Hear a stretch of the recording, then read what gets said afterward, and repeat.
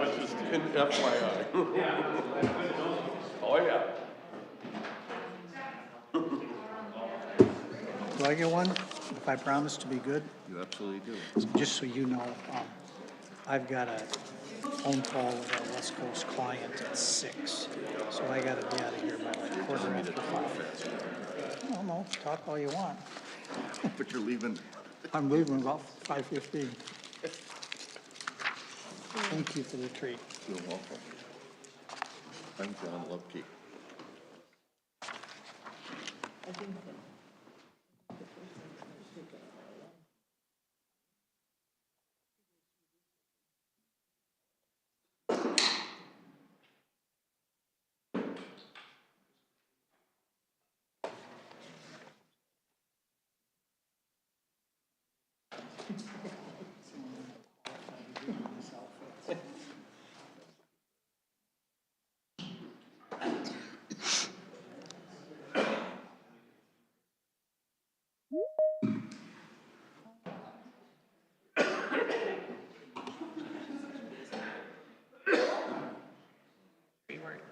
Yeah, sharing your microphone there.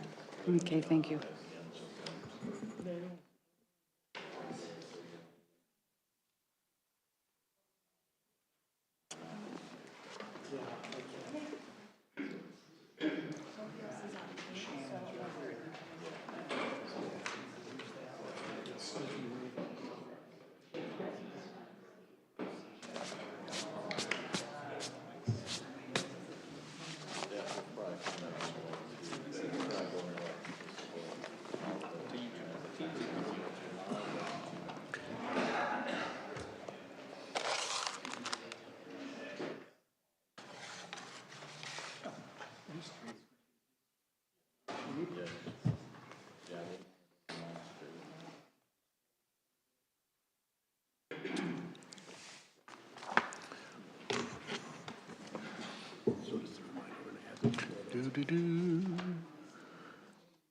That's what that point on the agenda. Yeah, sounds great. You do that. Okay. And Rock's not here. You're gonna make the motion to approve the minutes? Sure. I don't want to step on any toes.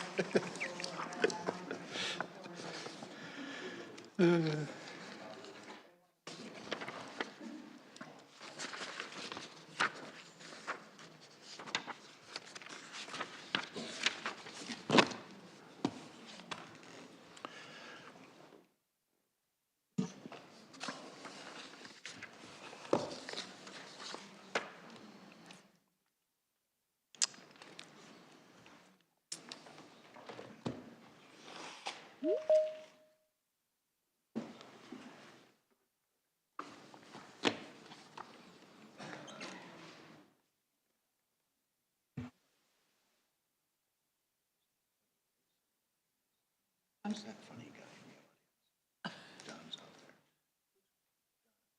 Oh, yeah, yeah, that was funny guy. there. Yeah.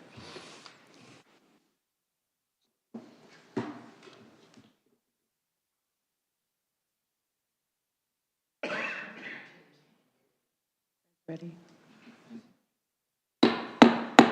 Welcome to Crow Wing County's Planning Commission and Board of Adjustment meeting. It's 3 o'clock on April 16th, 2026. Please rise for the pledge.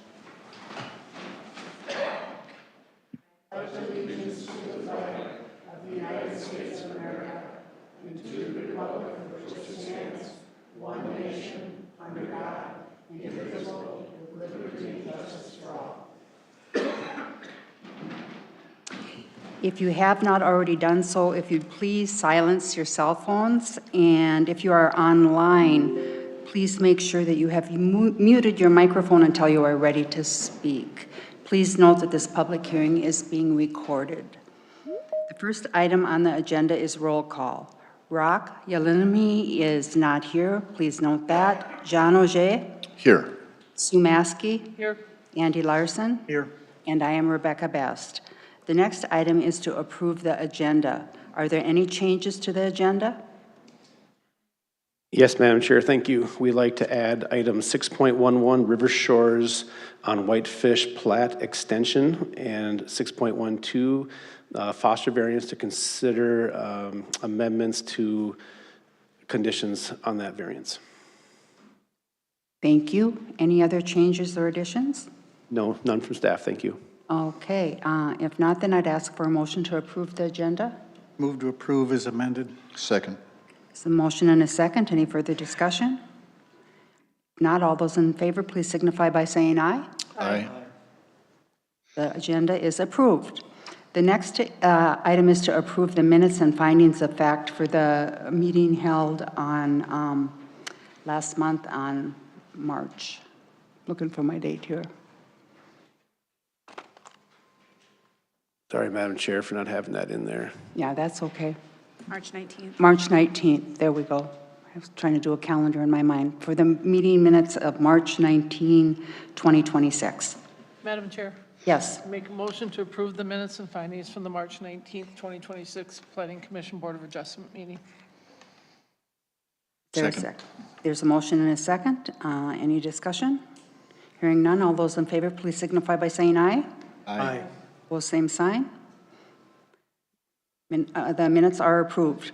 Today we have 2 items of old business, and now we have 12 items of new business, and we greatly appreciate your patience. Our procedures: when we call your application, you'll be admitted to the meeting. If you are online or if you are in person, please come to the table up front and state your name and address for the record. We then will have staff read your request into the record. We then give the applicant an opportunity to add any new information that has not been previously submitted. After that, we will open the request up for public testimony. And today we have 2 public testimony opportunities, one here in person, one online. And if you are online and wish to speak to an application, please use your hand icon to indicate to us that you wish to speak. Then once you are admitted, please unmute your microphone and state your name and address for the record. If you're speaking in person, please come to the microphone at the podium in the center of the aisle. In either case, you will then be given 5 minutes to give your testimony. And we do actually time those testimonies to 5 minutes. Please do not repeat what someone else has said, and please do not read your emails or letters that have already been sent. Everyone who does wish to give testimony will have an opportunity to do so. Once we close public testimony, we will not reopen it. We then will bring it back to the applicant to address the items brought forth from the public. Our rules of conduct are: please be respectful. For the applicant, that means to sit quietly during the public testimony period, and for the audience, it means to do the same for the applicant as they respond to your testimony. All questions and statements are to be directed to this board or members of the staff, not to the applicant. Anyone that I feel is being disrespectful or not following these rules will be asked to leave or would be disconnected from the meeting. The decision process: for a preliminary plat or land use map amendment request, we make a recommendation to the county board. For a variance, conditional, or interim use permit request, we make the final decision. We make our decisions based on our findings of fact. To help us do that, we do several things. We do on-site visits where we physically go to the property and examine the site and look at what's being planned. Prior to attending this meeting, we each read every letter and email that is submitted, and then we hear public testimony and we listen to the applicant. I would like to pause for a moment to let you know, the public, that we greatly appreciate your correspondence and input, and we have all read the submitted comments. In addition to that, we have a worksheet that we use to help summarize the findings of fact. Preliminary findings have been included in the staff packet. Next, I will ask each board member if they have reviewed the preliminary findings of fact that were provided in the packet. Sue? I have. Andy? I have. And John? I have. And I have as well. With that being said, our first applicant of this evening under old business would be Cobblecrest Properties, LLC.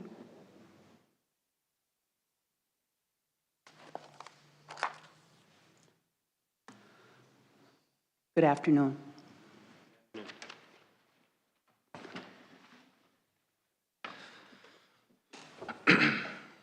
Tyler Pagriba, the land surveyor from Woodseth, 10878 Brent Drive, Brainerd, Minnesota.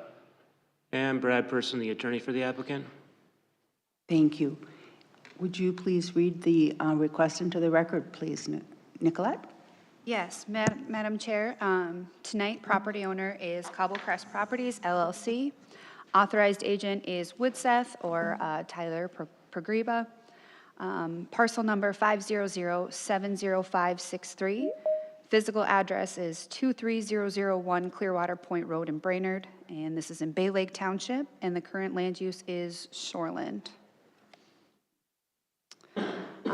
Going to page 12 of your packet, the property is located on Clearwater Lake, which is a recreational development lake with a 100-foot setback. New parcels on a recreational development lake must have a minimum lot size of 40,000 square feet, a minimum buildable area of 16,000 square feet, and a minimum lot width of 150 feet. This item was heard at the March 19th public hearing, at which time the board tabled the application. There was a last-minute change in the design of the proposed driveway, and the board wanted to allow the township to review the proposal, as the township would require a permit for the proposed driveway. Going to page 14 of your packet is the survey, or the preliminary plat. Let me just kind of zoom out here. So there are two requests tonight, Madam Chair, and I would suggest running the public hearing for them together, making a separate motion on each. The request tonight is a variance for 65 cubic yards of dirt moving within the bluff impact zone where no dirt moving is allowed. The placement of a driveway located within a bluff impact zone where the driveway is required to meet a 30-foot bluff setback. And the second request is a preliminary plat, the Clearwater Point Second Edition, with 4 total lots. Just to remind you, lots 3 and 4 are on the north side of Clearwater Point Road. Lots 1 and 2 are on the south side. Both are on Clearwater Lake. Existing access for Lot 1 is currently through a parcel of land which is not owned by Cobble Crest Properties, and an easement for access was not obtained to continue utilizing the driveway. The applicants are proposing to reroute the driveway through the bluff impact zone to create legal access to Lot 1. Their first proposal was for the driveway to go through the bluff impact zone and go straight to connect to Timber Trail. A few days before the March 19th public hearing, the applicant submitted an alternative option to wrap around and connect to the existing driveway access on Timber Trail. An engineered plan for erosion control has been submitted with this application as part of the variance request. All proposed parcels within this plat meet the land use ordinance requirements for lot size, width, and buildable area for riparian parcels on a recreational development lake, with the exception of Lot 1 needing a variance request. A comment was received from the township on January 14th recommending denial of the application, stating concerns of conforming lot size. After that comment was received, the applicant updated the request to include the variance for the driveway. The township then submitted another comment recommending to deny the application, stating concerns of the driveway location, safety of pedestrians utilizing the road, as well as concerns of how the proposal will impact the bluff zone over time. At the March 19th public hearing, the application was tabled to allow the township more time to review the change in driveway location proposed by the applicants. An updated comment was received from the township on March 15th recommending denial of the application, stating the request for a variance was not necessary, as there seems to be an alternative option available that would not require a variance. 12 comments were received from the public, 1 with no objection to the application, and 11 stating concerns of the new proposed driveway creating unsafe conditions, noting limited sight lines within the driveway in either direction of Timber Trail, concerns on pedestrian, ATV, golf cart safety, traffic, as well as feasibility of emergency vehicle access into Lot 1. I can answer any other questions you might have. Oh, yep. Do you want it just? The one that they put together, we just got recently.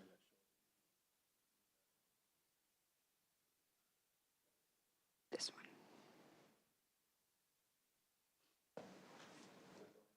one. Okay, are there any questions from the board at this time? Is there anything that you would like to add? I could add a few comments. I don't want to repeat everything I said since I was here last month, although some of you were not here last month. But just really briefly, most of the negative comments were regarding moving and creating a driveway north of where it's now being aligned, and that would make it closer to that sharp turn. And they were worried about, safety concerns. Those problems should all be moot at this point because the new alignment comes back into where the existing access is, if that makes sense to you.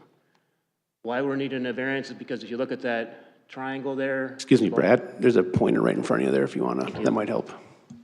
Thank you, Chris. So we're going to go up here, which would be closer to the sharp turn, and that's where most of the comments were from. Now we're going, this is our old alignment right here. But this is the new proposed road. Now it's the exact same entry, so all those comments really are now moot. Why we need a variance at all is this amount of land right here, it's about 80 square feet, is not owned by the applicant, but it's owned by the neighbor, and we're unable to get an easement agreement in place. So we're just going in the township right-of-way back to the original alignment. We tabled this last meeting, or you tabled this last meeting to kind of get the town board to react again to the new application. I don't think any comments or concerns about the access point because it's the same as it is now, so all those concerns went away. But there was still concern about this being too sharp a turn for emergency vehicles, or there's still work in the bluff impact, and there could be erosion or problems in the town right away or the road. Our professional engineers and surveyors all assured them this is an engineered plan, and that the work in the right-of-way in the bluff impact zone is very de minimis. They don't have any professional staff. It'd be nice if Chris would comment if this is consistent with my experiences. This work in the bluff right-of-way is very de minimis, and you've approved other applications like this many, many times, so it'd be consistent with past practice, but the township didn't have that staff expertise. But in my mind, the only issue right now is this new alignment unsafe, even though we've had engineering drawings saying it is safe, or does it cause too much of an impact in the bluff impact zone? I think that's really the issue for today. I'll note too that the first application required a lot more fill than the new application. It's about a third of what the last application was. So now there's less than 2 dump trunks of fill needed to complete the work in the town right away. I talk fast, so please ask questions or make me say that slower if need be. Thank you. Any questions from the board at this time for Brad? Okay, and did you want to address what? I would probably defer to highway on this one. Can't say I've had a lot of experience with this, so Matt, any feedback on the highway side?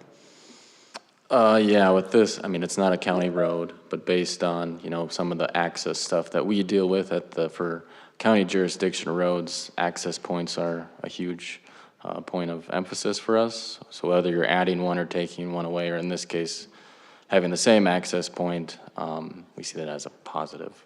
I wasn't at the last meeting, I was out, but if you're saying the driveway was supposed to be to the north, if this was our road, we would deny that pretty quickly. So based on highway perspective, this is an improvement. That being said, I haven't been out there and seen sight lines and stuff like that, but based on what I'm seeing here, it's an improvement from last month. Thank you. Can I add just one thing? Certainly. Nicolette, so just, yeah, the applicants had revised the driveway location connect into the previous existing driveway location. So the net cubic yards that we're moving is 24. But as you can see, if you go back to the prelim plat, out of that 24, there's only a small portion of it is within the bluff impact zone.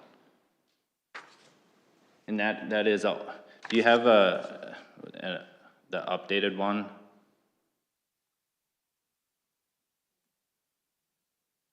Yeah. This should suffice as well. The darkened portion there, that is where the bluff impact zone is. This area right in here is not within the bluff. And our total project, although it does still connect down there, the total project is 24 cubic yards.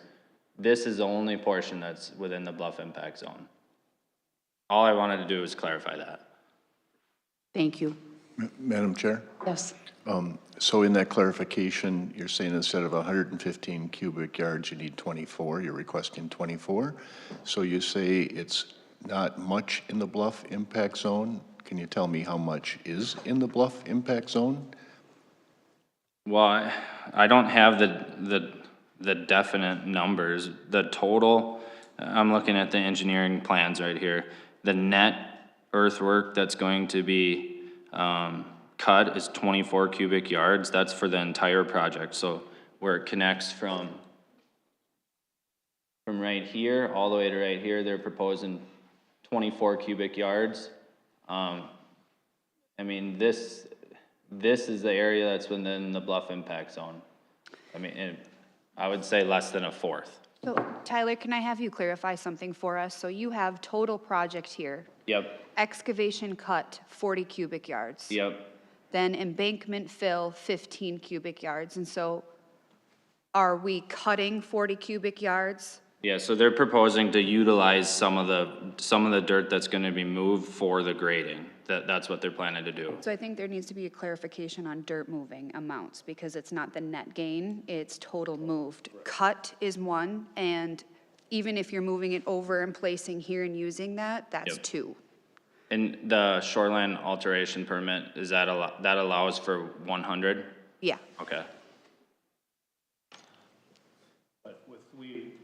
Excuse me, but Madam Chair, but with the location in the bluff impact zone, we couldn't issue a permit because of the bluff, of the bluff at that point. So that's why the 65 cubic yards is what you see on the request is what we're talking about tonight. It's that 65 total yards. Madam Chair, Chris? Yes. Where did they come up with this? Because I'm looking at the numbers. We got 40, 15, and 24. That does not come up to 65. That comes up to 79. There's also this within property boundary 8 and 3. So we just took all of the excavation cut fills, and I'm not sure what the net was meaning, but we count cut and fill for dirt. So is it 65, or is it what's up there? That up there between Plus, the excavation and the embankment, or whatever it is? so it'd be 66. If you were to take the excavation cut fill for both, it would be 66. 66. Well, it's 55 for the entire project. This is broke down, the within property boundary, that's only including this right here. Okay, that's where okay. So it should be 55. So 55 would be the total number then.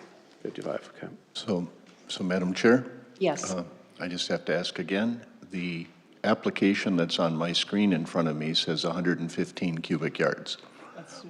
Is it now 65? 55. 55? So why? Are you okay. looking, so can you go back to the page 1 of the staff report, please? Done.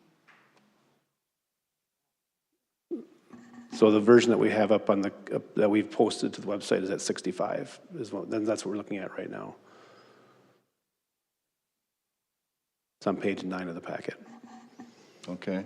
I'm looking at page 52 of the packet that maybe still has the old number. I think Page that's 9. Yeah, I think was from previous meetings, and so then. Sorry about then- that. Yeah, no problem. What is the number we've arrived at now? I've heard. 55, It's now 55, even 55. though the packet says 65, it's 55. 55. But it's still in the bluff impact zone, but it's not clear how much of it is in the bluff impact zone. Is that what I heard? Okay, thank you. Okay, anything else from the board? Anything else you'd like to add? Okay, at this time then we will open up this request for public testimony. Today we will have, as I said, 2 public testimony opportunities, and we start with the courtroom. Good afternoon. Good afternoon. My name is Don Hales. I live at 14994 Grosswick Lane in Deerwood. For the record, I am a supervisor in Bay Lake Township. I'm the chair of that board. I'm a little confused. Last month I came here, and the day of the meeting there was a change in the design of the driveway. We didn't get notified of that until I got here. Tonight, I'm wondering, which are we looking at? Are we looking at the hairpin, or are we looking at this? The hairpin. Okay. Correct. And we don't know how much dirt is being moved in the bluff impact zone. 65 total yards for the project. And how much is allowed? 0. 0. So they can't move a teaspoon of dirt without a variance. And they're suggesting to move several large dump trucks of dirt. Bay Lake Township has two main issues with this situation here. That bluff is extremely delicate. We've had dirt slides that have come down that bluff onto our road that we've had to have people go out and clean up. It is a very dangerous section of that road. For those of you that have been out there, you know how the elevation is extreme. Brad, can you hand me the pointer, please?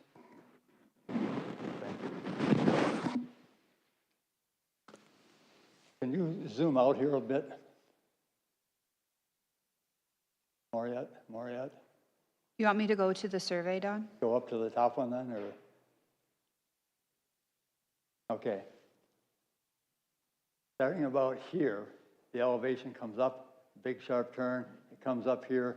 It's an extremely curvy, not just curves, but sharp corners, a lot of elevation. And you can go back to the other one now. I just want to show that is, okay, here. So that really, the dangerous part of this road starts about here and comes up all the way up through here. This driveway here goes all the way down and comes out at a very flat area on Clearwater Point Road. Chris, you're shaking your head. Yes, you noticed that when you were out on onsite? Correct. To get a variance, you have to have a practical difficulty. They want to put this driveway in on a very dangerous situation, or a very dangerous spot on the road, when they already have an access to the property on a very flat, I won't call it a straightaway, but it's pretty darn straight and it's very flat. So what they really have here is a want, not a need. The need is to get access to their property. They already have that, okay? This is a want to get out this way. Now, the public has the right of their health, safety, and welfare. And by putting this here, you're taking that right away from them. Anybody that's walking on this road, rollerblading, running, driving, biking, it's going to be an extremely dangerous location. And so we're asking again to have this denied for those reasons. There's no practical difficulty here, okay? They have access. This is just an extra access that they wish to have. The dirt meeting, that should be totally denied. There's zero dirt moving within the bluff impact zone, as we all know. 65 cubic yards is several dump trucks. So again, Bay Lake Township is asking to have this denied. Any questions for me? Any questions? Thank you much. Appreciate it. Thank you. Please come up and state your name and address for the record.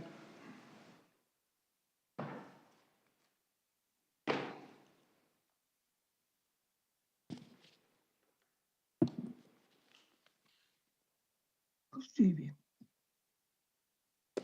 My name is Steve Lindeman. I live at 23011 Clearwater Point Road, which is right next door to the applicant's property. My 5 siblings and I have owned this property along with my parents who are deceased for 40 years.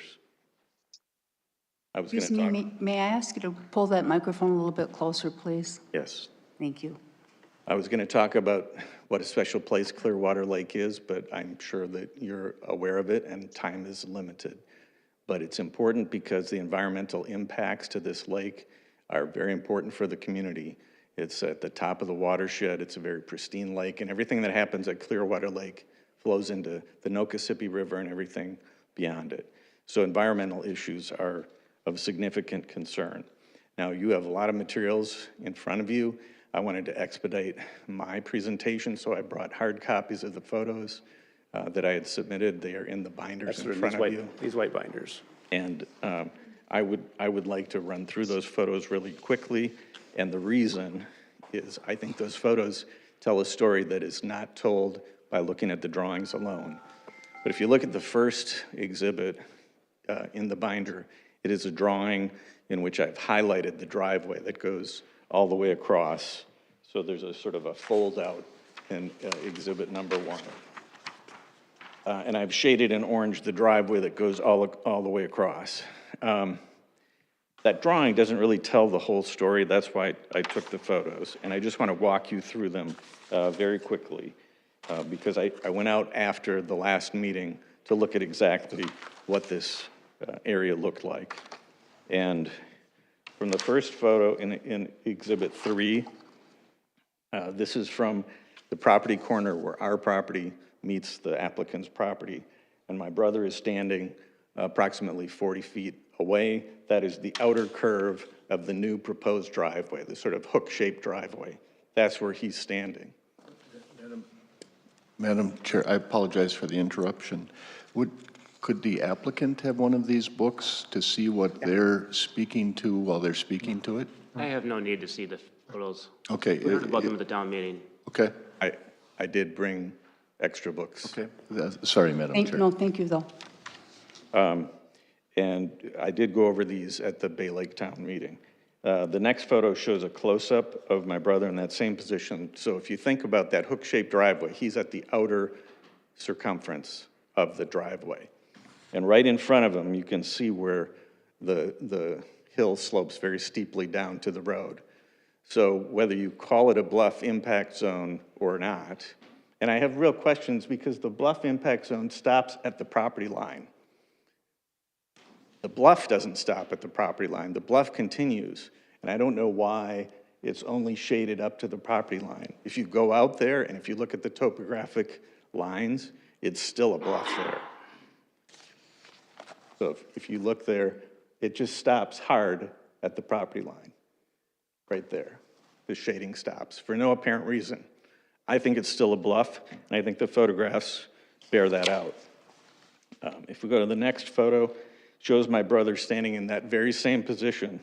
And if you look down, this is looking to the west. If that's not a bluff, I don't know what is. It's very steep, right in that location. That is right on the edge of this new proposed driveway. You look at the next photo, I think this is a key photo that really tells the story. In order to build this driveway, they're going to have to clear cut and strip away all the dirt in that area. You can see this driveway would go right between the building that's shown and where my brother is standing. There are at least a dozen mature trees right there. Their roots are what hold that soil in place. There's other vegetation there. And then the driveway would loop around. And on the other side, if you continue along, skip over the next photo, and then What number are you on right now, Steve? What picture number? so I'm at picture number 6. Okay. And we're going to start going counterclockwise, following the road, curving around. So we're looking across the driveway that trespasses on our property right here, and he is standing at the property corner. And so the new driveway would loop around him and then come back. You got about a minute and a half. Yeah, I understand, and I ask for your indulgence so I can get through these photos. I think they're very important. We do need to be mindful of time. I'm sorry, sir. That's fine. Okay. All right. Thank you. If you continue around the road, so now this is looking south. It's looking up the hill. I'm sorry, looking west. It's looking up the hill that would be clear-cut and flattened for construction of this new driveway. It's going to be turned into a flat kind of subsidence zone. And all of the vegetation that's currently there will be gone.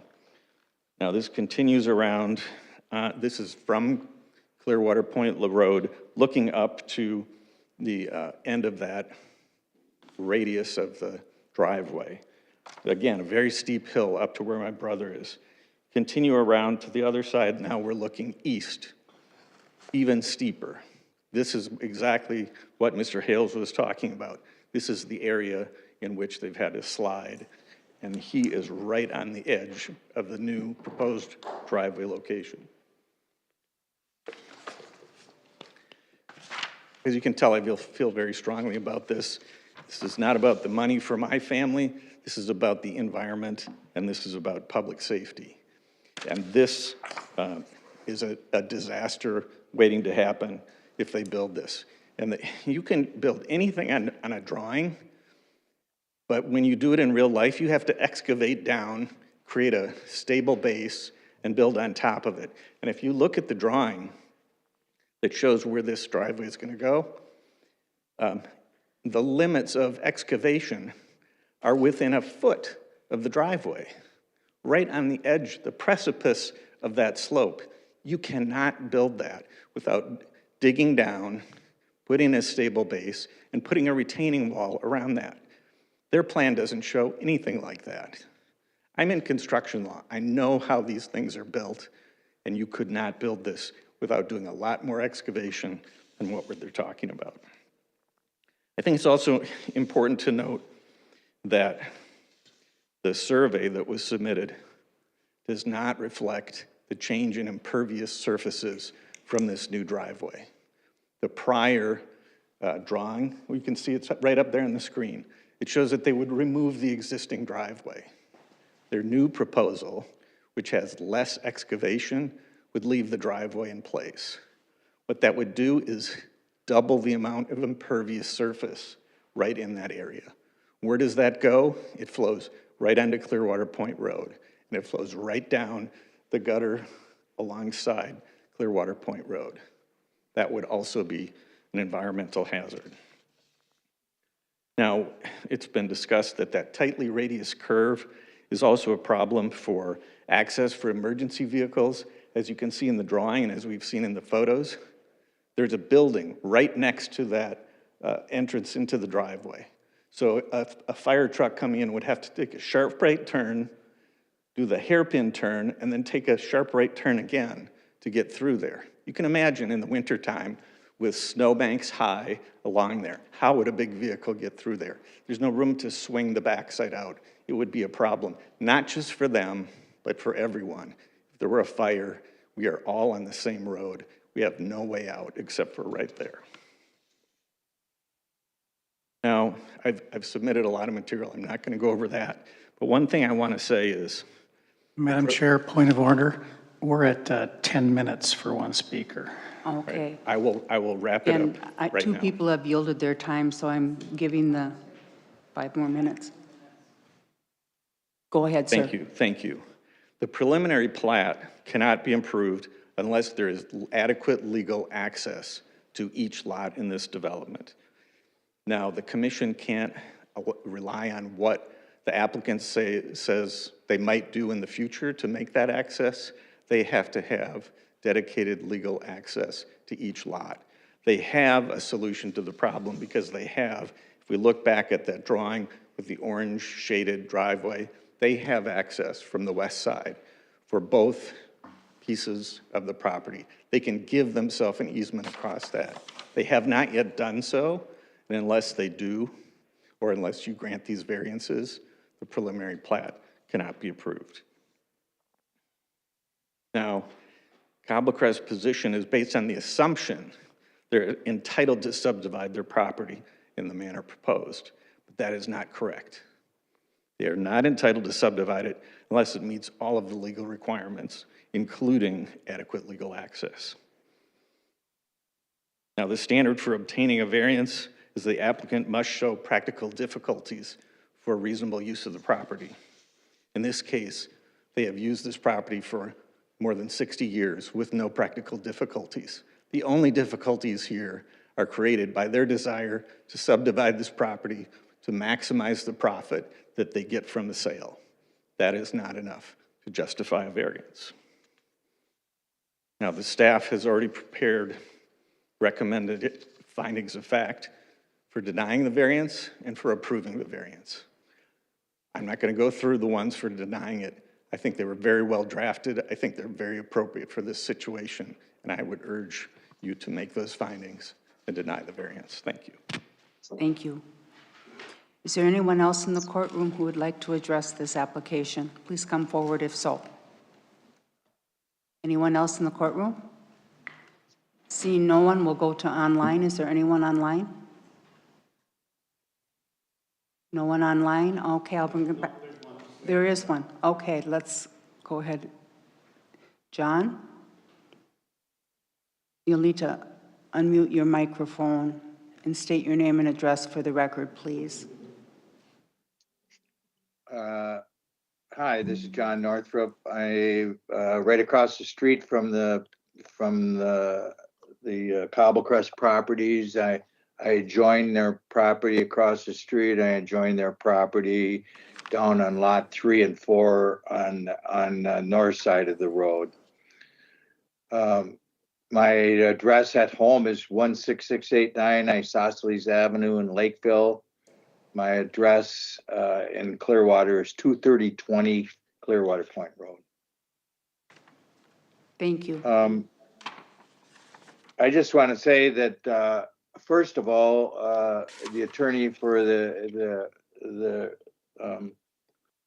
for Cobblecrest stated that most of the comments that were made regarding the driveway were a moot point because they changed the driveway. Well, that is not true.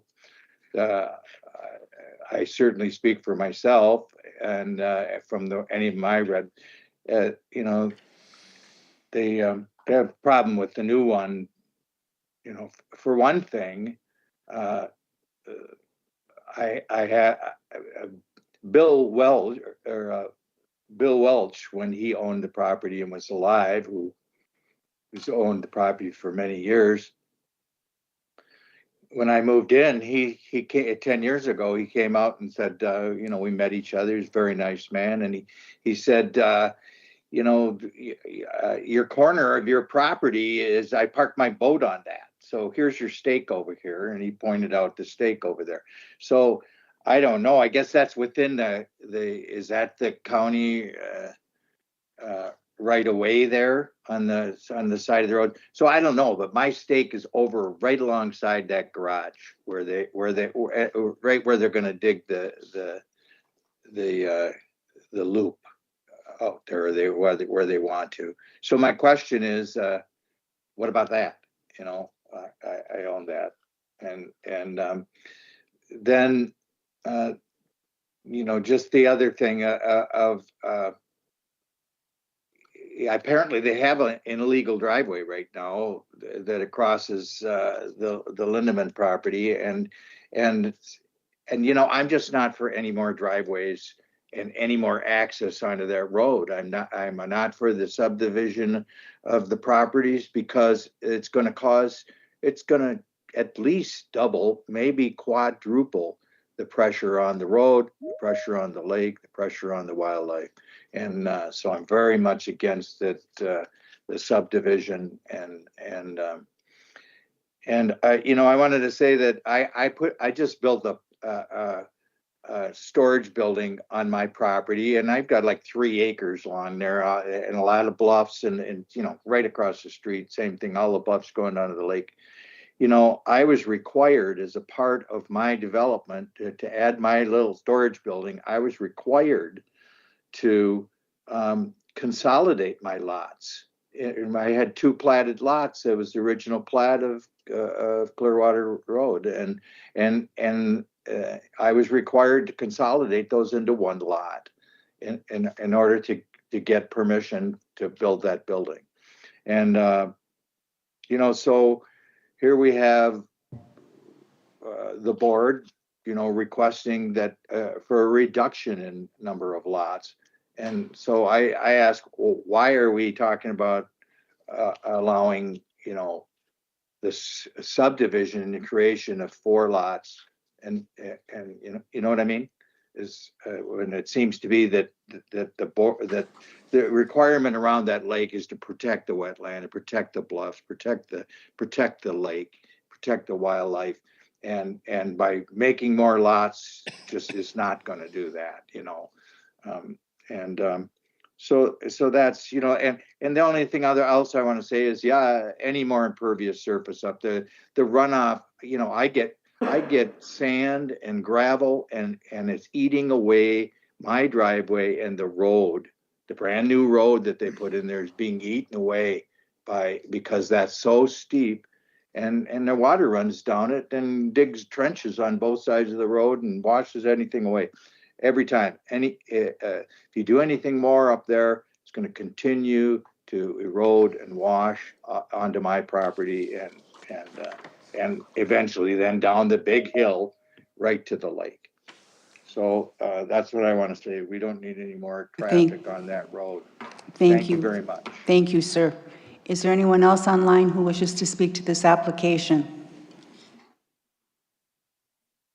Seeing no one, I will bring it back to the applicant to see if you'd like to respond to the testimony that you've heard. Yes, thank you. Just a few comments. I just want to go back to the practical difficulty, reason why we're looking for a variance in the first place. The lot that you don't see fully right now, but it's much larger than the minimum lot size requirements. 3 to 4 times. 3 to 4 times bigger. It has all kinds of frontage on the north side of the lot. It's just all bluff. That's what's why we're here trying to get a way to get out on the east side of the lot, because the whole north side is a bluff. That's our practical difficulty. I would hope you would look to the factual evidence, not the emotional evidence. We've heard people question WSN's ability to build a road or to analyze where the bluff starts and stops. I believe WSN has more experience in Crow Wing County than any other engineering firm in the history of Crow Wing County on building roads. They do many of them. There's professional drawings saying that that driveway is very feasible and doable, and it's not going to cause any erosion or issues into the town right away. I would listen to that evidence, not conjecture. Thank you. Anything you'd like to add? Yeah, there was some questions on impervious. If you look at sheet 3 of the engineering plans, they give you the net new impervious. So they are proposing to remove only with what's within the right-of-way, nothing with any property that's owned by Steve Lindman. The net new impervious is just over 600 square feet total. That's the only new impervious. And I think there still is some confusion. There's maybe with John online, there's no new driveway access. Thank you. And I guess one question, and this is for Chris, and we probably had some discussion, like Brad had said, and if you look at the prelim plat, the whole north line has access to the road, but there's an entire bluff there. So, you know, with the term adequate legal access, I don't know if it was exactly defined what that is in the land use ordinance.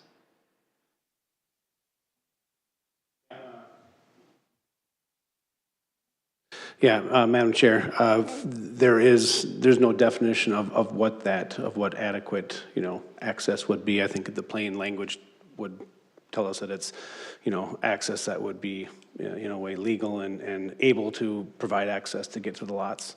You know, I think that's the question that you have to wrestle with is there a variance needed to have that driveway over on the east side as requested, or is it sufficient that they would come through the existing driveway and have an easement coming through that lot to get to that lot there on the east side? I think that's the question that you're wrestling with tonight. Thank you. And just to go off that, I would imagine there would be some difficulty in preparing an ingress egress easement across lot 2, so that's coming from the west.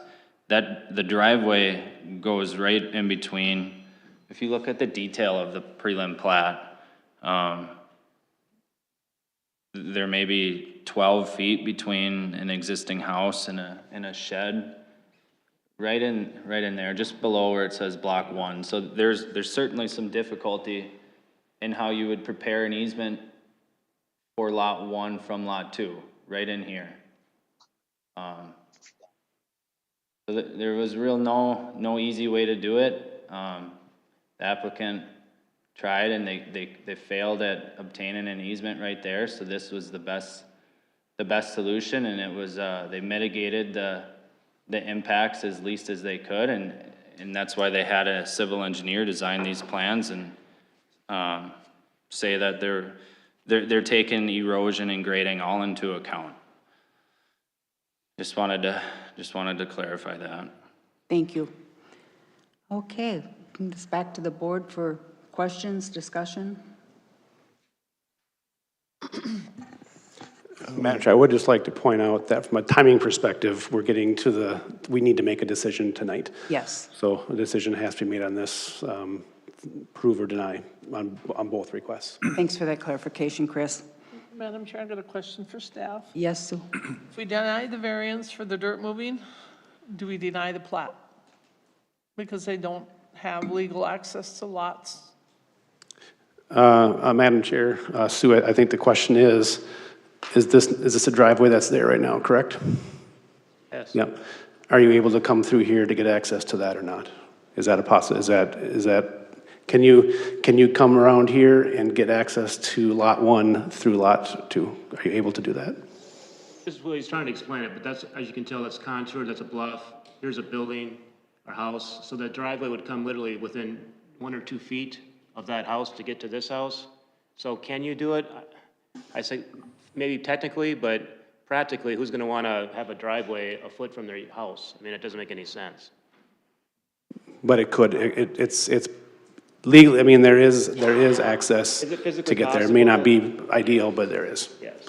So I think you could, I mean, if that was the route you wanted to go, I think you could approve a preliminary plat with a condition before they go to final plat that, There's a legal easement that their to easement allow. would be in place to gain access to get across, correct? Yeah.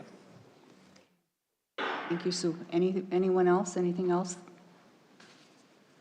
I mean, Madam Chair, I mean, I have concerns with that new access in a bluff impact zone.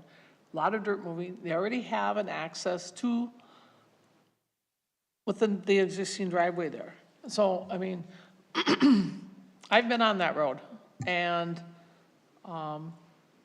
it is a difficult road. I mean, I mean, with the existing driveway, they're already using it to get to both places.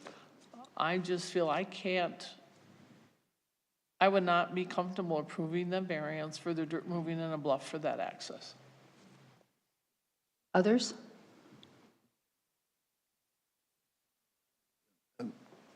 Madam Chair? Yes. So the suggestion was we should look at the facts, and I think that's a good suggestion, and we have findings of fact, and I've looked at the yeses and the nos. Correct. We have a bluff portion of the ordinance because of the sensitivity of bluffs, right? And so one fact is that that's sensitive and people have kind of made that point.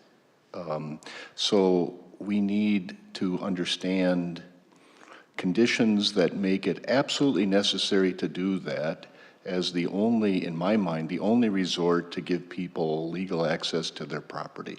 That would be, in my mind, what I would look at. And when I hear that there is maybe not preferred, but another possible option to have legal access, then I say, why would I let somebody then cut into a bluff and potentially create other consequences from doing that if we don't have to do that? And in my findings for no, we have findings, if we wanted to bring that up so people could look at what I'm looking at, but we have findings that, Yes. I apologize, John. Findings that you're looking at are on page 50 of your packet. thank you. We have findings that basically say there are other access options, including the potential to go through proposed lot 2. So in my way of looking at it, we look at practical difficulty that people have spoken to. If there is that other option, I am not in favor then of cutting into a bluff on a lake that the Soil and Water Conservation District has given us information on is very sensitive. And that could have, again, consequences for doing so when there is another option. Now, if somebody wants to put in front of me facts that say there absolutely is not another option, that would be another factor, but I haven't heard those facts. So I'm aligning with Sue because of that to say I'm not willing, and that's the first issue in front of us, right? Are we going to grant a variance? Correct. Whether the plat they have to work that out, that's the second item. But on the first item of would we grant a variance, I'm not in favor of granting a variance. Okay. Anything else? Any further discussion? Hearing none, I'll entertain a motion. Madam Chair, do you want to make sure everybody understands we're looking at the findings? Oh, yes, I'm sorry, I thought we had those up there and people had a chance to review. Okay. Just want to make sure, does the board have anything amendments or changes to the findings as you see, or is there anything No, Madam Chair, I'm fine with the findings. I read them. And as I said, commented on two that I think are pretty determinative for me. If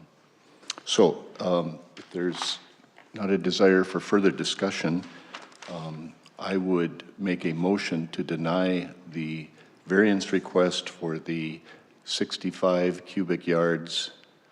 I don't have that right in front of me.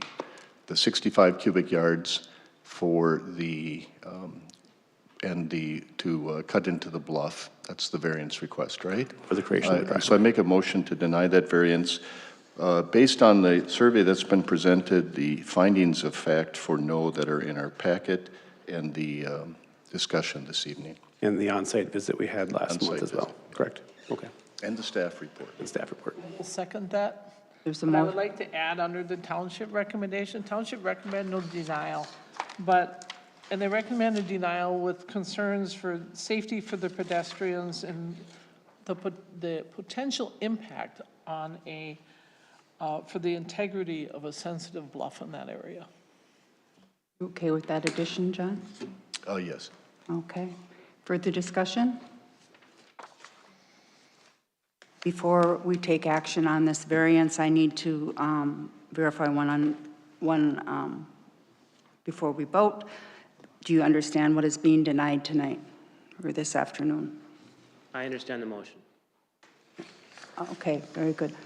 With that being said, we will proceed to vote. All those in favor, please signify by saying aye. Aye. Aye. Opposed, same sign. Motion carries. Madam Chair, the findings of facts for the preliminary plat are on page 94 of your packet. So, Madam Chair? Yes. I'm getting to page 94. We will need to revise the findings because we just denied the variance, correct? Correct. Correct. So, as soon as I get to 94, excuse me.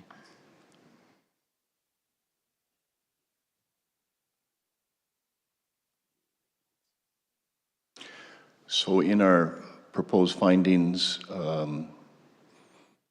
I would ask that we, under item 2, remove bullet 2. Under item 3, we remove bullet 1. Under item 5, we remove bullet 1.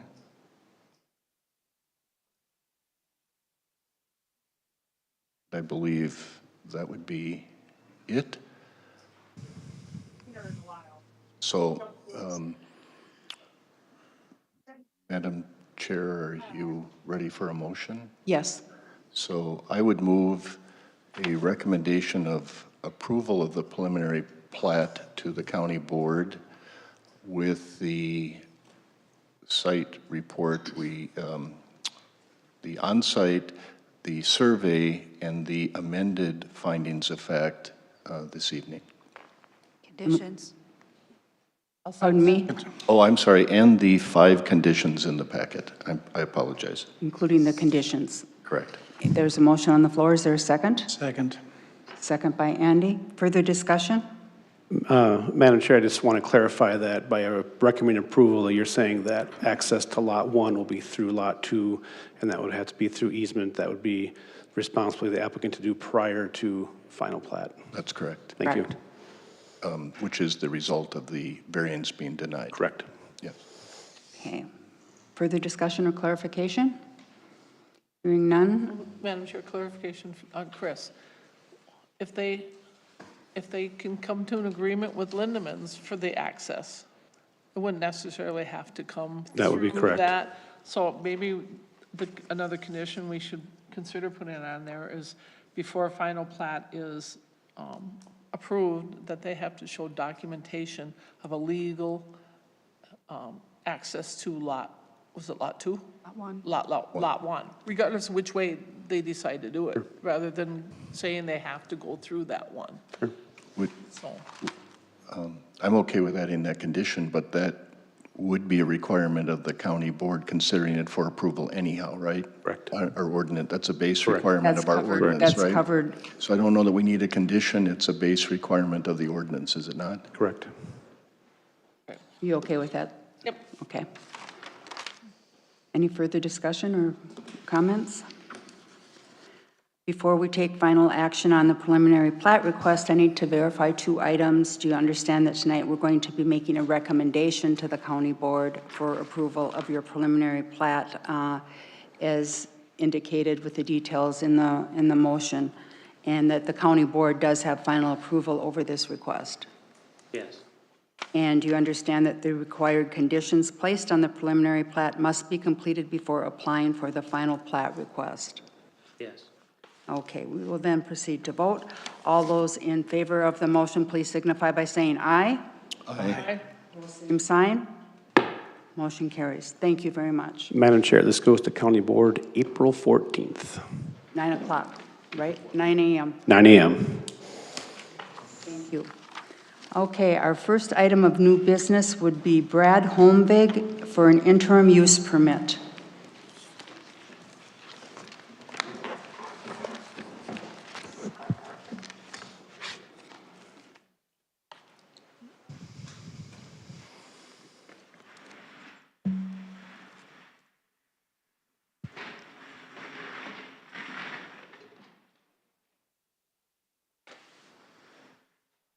Good afternoon.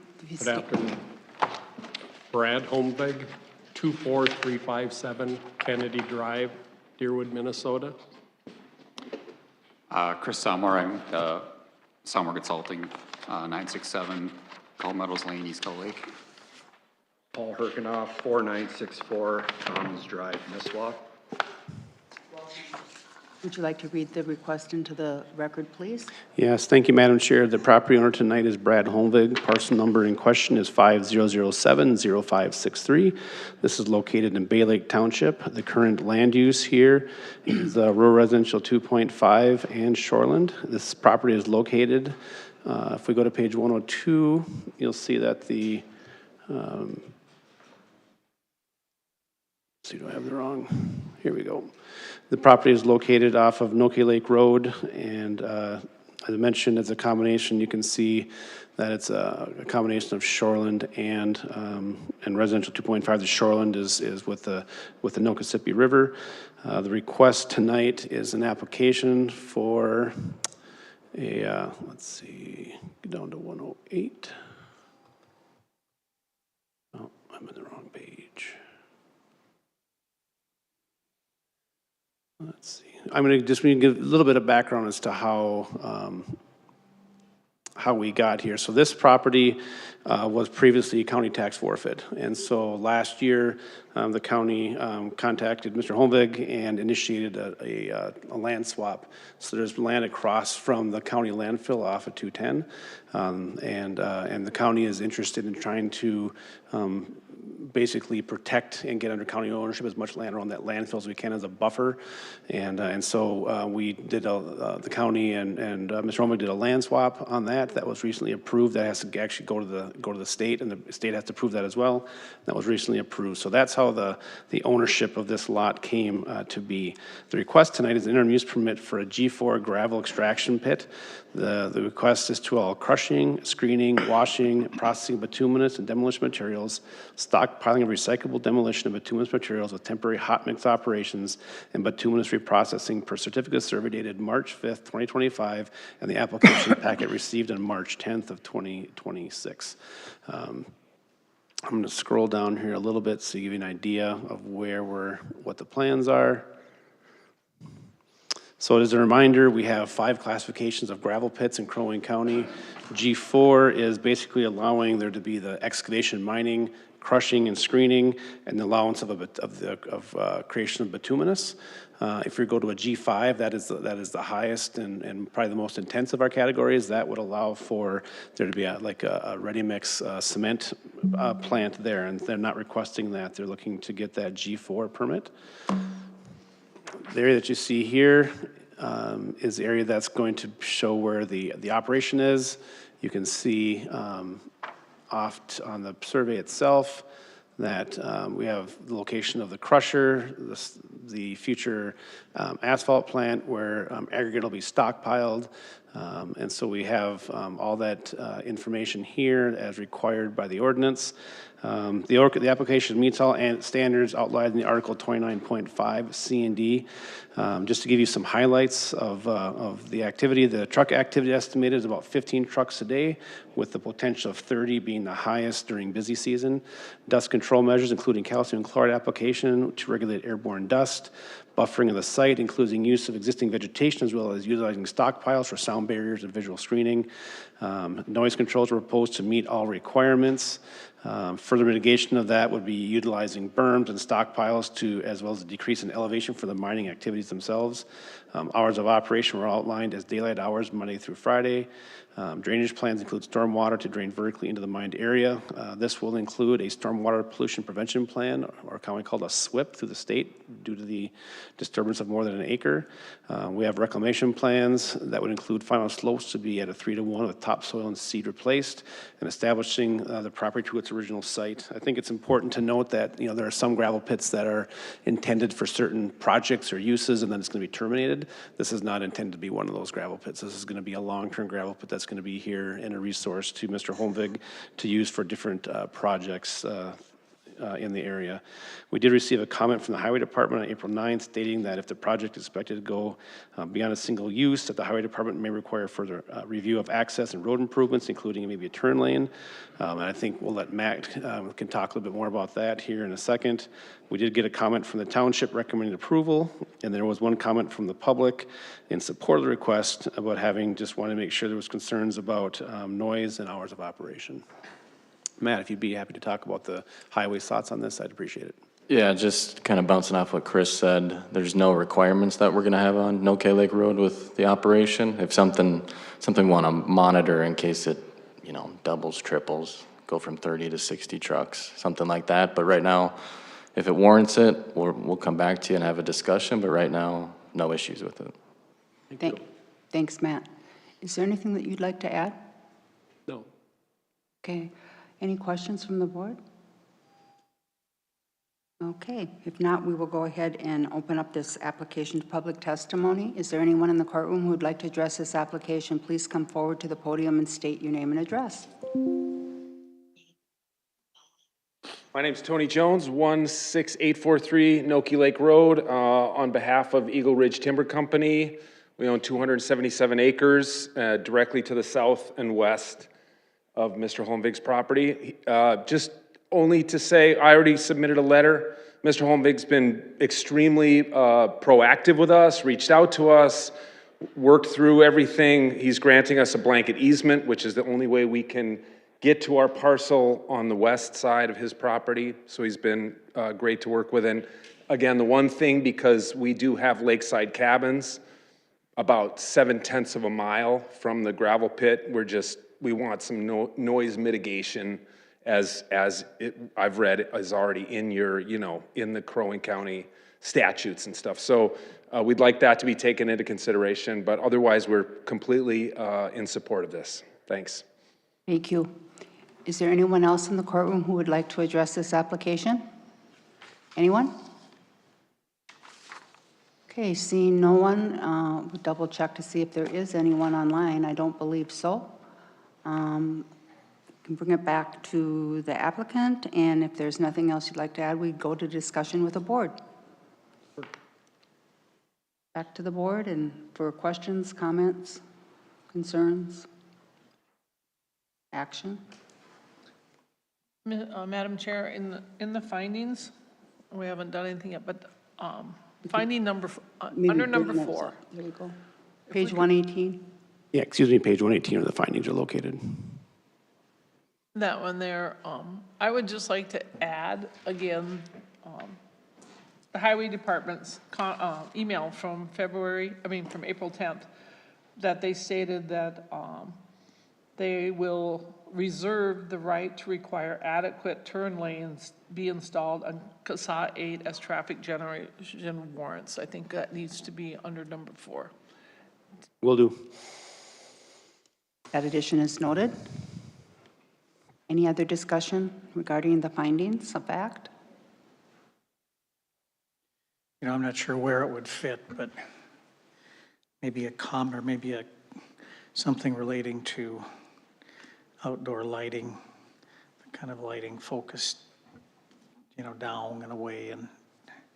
Madam Chair, Andy, I think that'd be we can look at the conditions and see if there's a potential condition that we could add to that. Conditions are located on page 121. You can review those as well. Correct. So this is very standard for conditions. The applicant's been made aware of them, so we have information as far as, you know, the permit itself, what it's allowed, that's an interim use permit, that the interim use permit is for Brad Holmvig. So if he ever sells the property or new ownership, this would be null and void and a new owner would need to apply. We have a buffering in place, groundwater separation requirements, reclamation, as we talked earlier. There's a reclamation plan in place, a closing plan that would have to be followed once the pit is completely, when they're done operating. We do permit reviews on these to go out and review and take a look. Water quality, so we want to make sure that whatever's happening out there doesn't have any impact to subsurface water resources.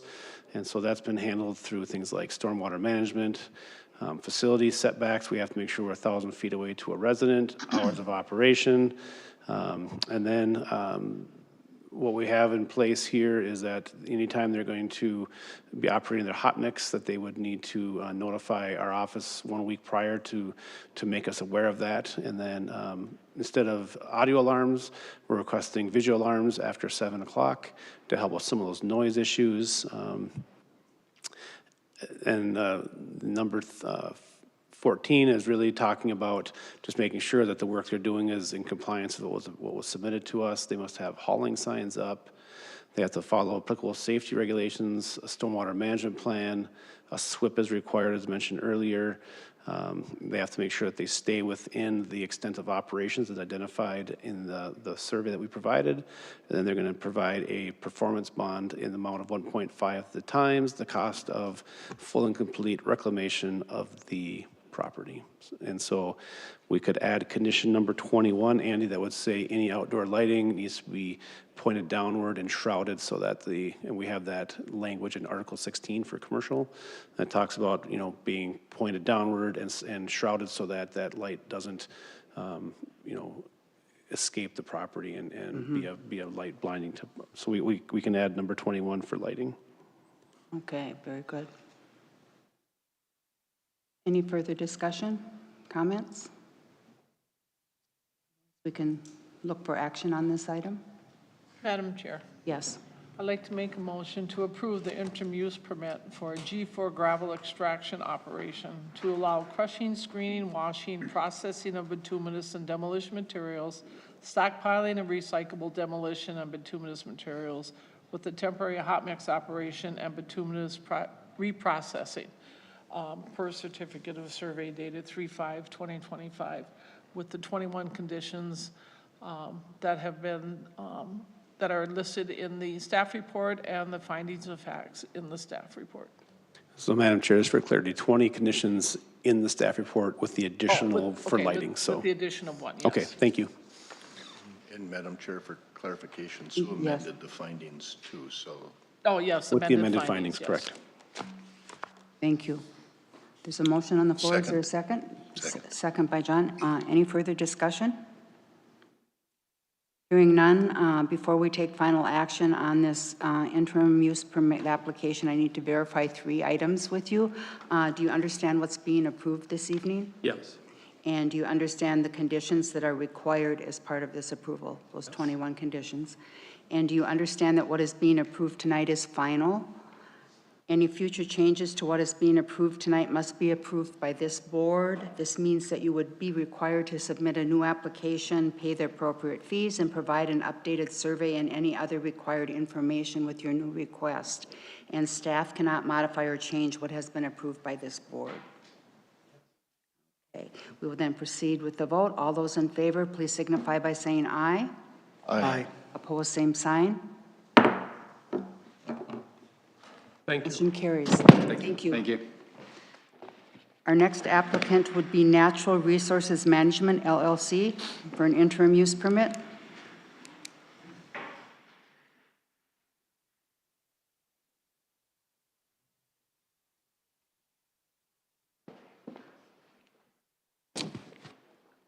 Brad Busby, Natural Resource Management and Anderson Brothers, 11325 Highway 210, Brainerd. Thank you. Could you read the request into the record, please?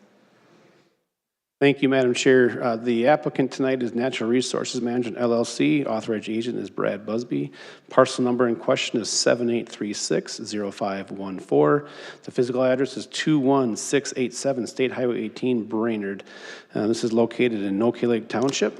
If we go to page 132, get an idea of where we're located here. It's Highway 18 is located here.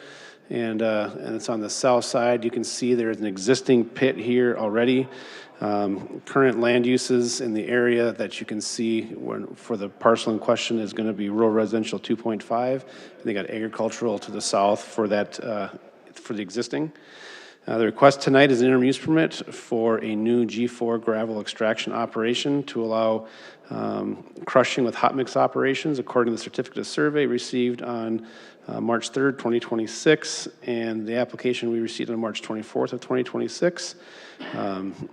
Let's see, the survey is on page right here. So here's the location of the property that here's 18 to the north. Let's see, I think this is a better, right here I think is, this is probably going to be yeah, here we go. I think I like this map the best. We'll go here. So you can see that you have activities to the south where there's current aggregate piles, a crushing plant, and the asphalt plant. What you see here to the north, this is where you see the boundary as far as to the property to the north where they cannot be doing the crushing in that. And so they can excavate in this area in here. They just can't do the crushing. So if we go down here, you'll see as they move into these areas more, you'll see that the crushing and the stockpiling and the asphalt plant will be located here in the southwest corner of the property. They can excavate up into here. They're just not able to do any of that crushing or the hot mix in there. As I mentioned before, this is a G4, so there's 5 classifications of gravel extraction allowed in the county.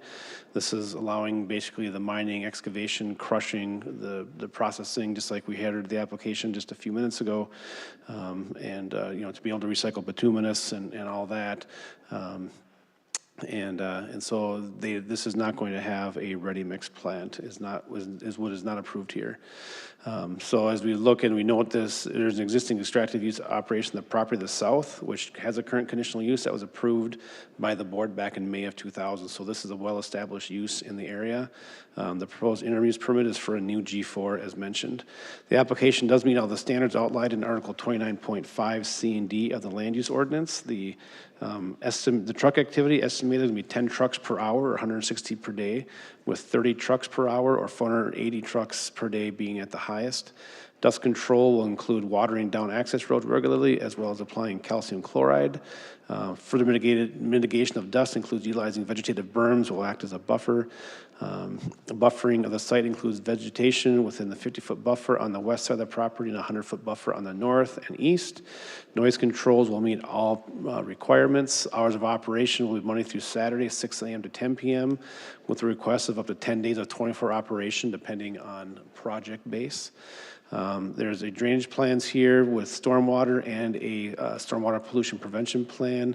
The wetland basin to the east, want to point that out, the applicant plans to be at least 10 feet above the static water table so as not to have any impacts on that. We do have a reclamation plan included. They'll have final slopes be rounded and cornered at a 3-to-1 with topsoil and seed with stabilization measures in place. There are periods of inactivity during the life of the operation, and during these inactive times, interim reclamation practices will be performed. These measures include vegetation in the areas as well as regrading slopes to stabilize soils. We did get some comments on this. We did a comment from MnDOT on April 6th stating no need for comment as the site access from Highway 18 is already established with existing operations and has a right turn lane and a bypass lane. A comment was received from the township on April 15th recommending approval to the board. And then a comment was received from the DNR with information regarding the depth to groundwater and what would be needed if the applicant is close to elevation. And we just want to be clear on that. The proposal is that the depth of groundwater, the applicant will be at least 10 feet above that groundwater elevation. So I don't think there'll be a concern with that. But if there is in the conditions, it does mention that a water appropriation permit from DNR could be required if they're going to be getting into the groundwater. I'd be happy to answer any questions.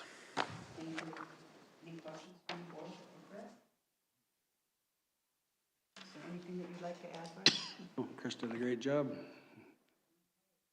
With that, we will open this application up to public testimony.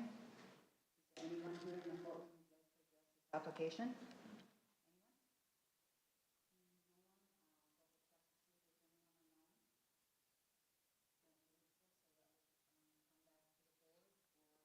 Further discussion and action on this request.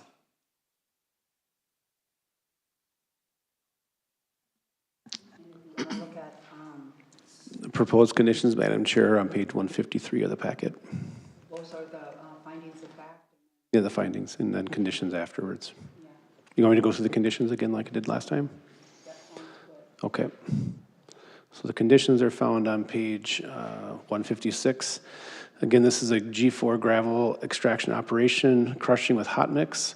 Again, this is a G4 gravel extraction operation that would include, just like the previous pit, for crushing, screening, washing, processing bituminous and demolition materials, stockpiling of recyclable demolition and bituminous materials with a temporary hot mix operations and bituminous reprocessing.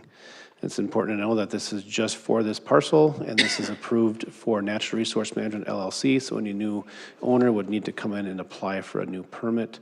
There's a 50-foot buffer required. We talked about the depth of groundwater.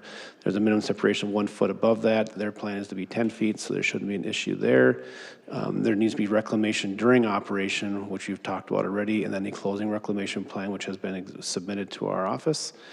We will review these permits every couple of years to maintain compliance. We want to make sure that all the activities aren't affecting water quality, and so they are, if there's any issues with water quality or water treatment, the operator is responsible to take care of that. No processing equipment such as screening, crushing, and washing may be closer than 1,000 feet to the residence. In the existence at time of the application, hours of operation, we mentioned Monday through Saturday, 6 a.m. to 10 p.m., no operations on Sundays. We're asking them to contact Land Services 2 weeks prior to the start of the operation of the hot mix. Applicant must keep track of those records. And then this is going to allow up to 10 days of 24 asphalt plant operating for any MnDOT projects that require night paving. We want visual alarms after 7 p.m. We want the extractive use area to be enclosed as you see in your packet today, to not exceed what's in the survey. We want truck hauling signs to be out for safety. They must follow all applicable traffic and safety regulations, a stormwater plan, a stormwater pollution prevention plan, and then making sure again that we're staying within the operations and where the location of the pit will be located, and a security bond will be in place as well for the estimated cost 1.5 times that of the reclamation. Does the board have any additions or comments regarding the Madam Chair, I would like to ask the board, excuse me, the downward lighting, do we want to add that same condition to this as we did the previous one? I think we should. So Condition number 2 we would can do, be, yep. then any lighting be directed downward. Okay, we can do that. Sounds good. I can go back up to the findings. 153.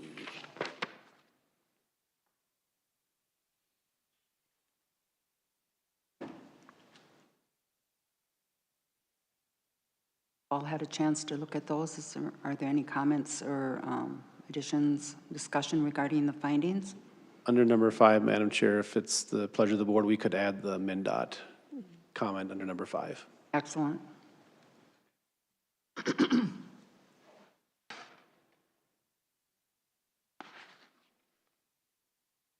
Any further discussion with the board? Madam Chair? Yes. I would offer a motion of approval of the interim use permit for a new G4 gravel extraction operation to allow crushing and hot mix operations per certificate of survey. Received the amended findings that we reviewed this evening, the amended conditions adding number 22, and the staff report with the 22 conditions. Thank you. There's a motion on the floor. Is there a second? I'll second. Second by Andy. Further discussion? Hearing none, before the board takes final action on the interim use application, I need to verify 3 items. Do you understand what's being approved tonight? I do.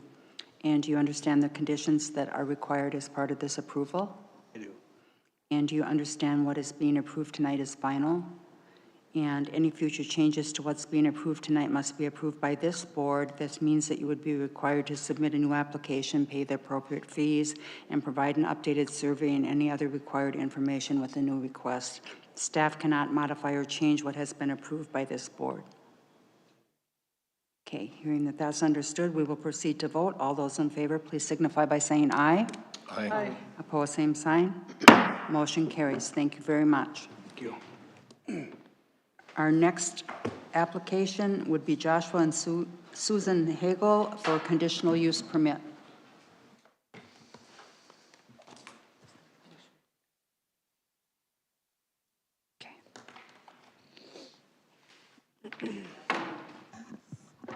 Hi, I'm Susan Hagel of 14149 Meehan Lane in Deerwood. My husband Josh may be on the phone as well. We're requesting a sand volleyball court. Can you read the request into the record, please? Nicolette? Yes, Madam Chair, tonight we have property owners Joshua and Susan Hagel, parcel number 502-00639, physical address 14149 Megan Lane in Deerwood, and this is in Bay Lake Township. We're going to go to page 164 in your packet, and this property is located on the east side of Hanks Lake. It's a recreational development lake with a setback of 100 feet. Just north of County Road 18 and west of State Highway 6, this property is within the Shoreland District and is surrounded by shoreland and residential uses.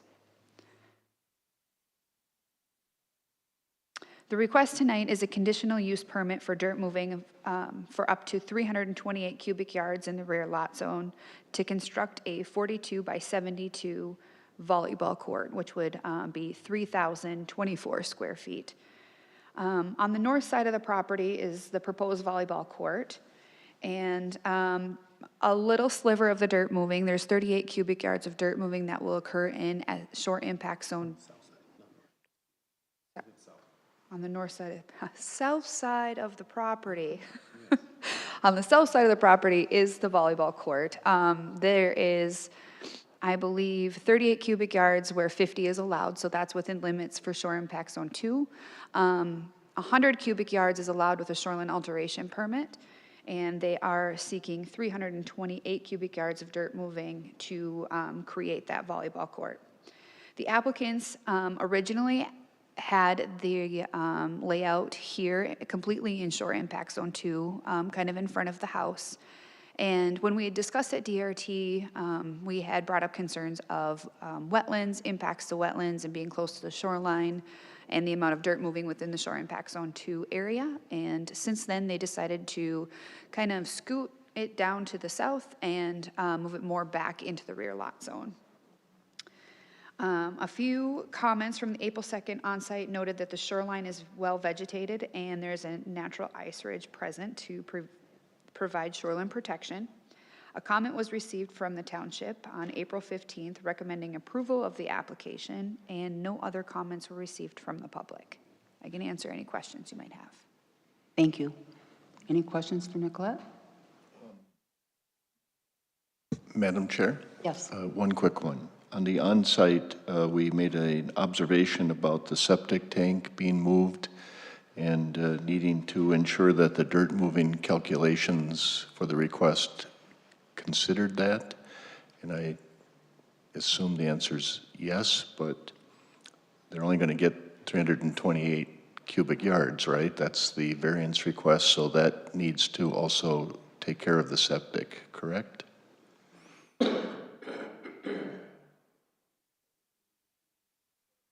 It should have been part of the, because it, yeah.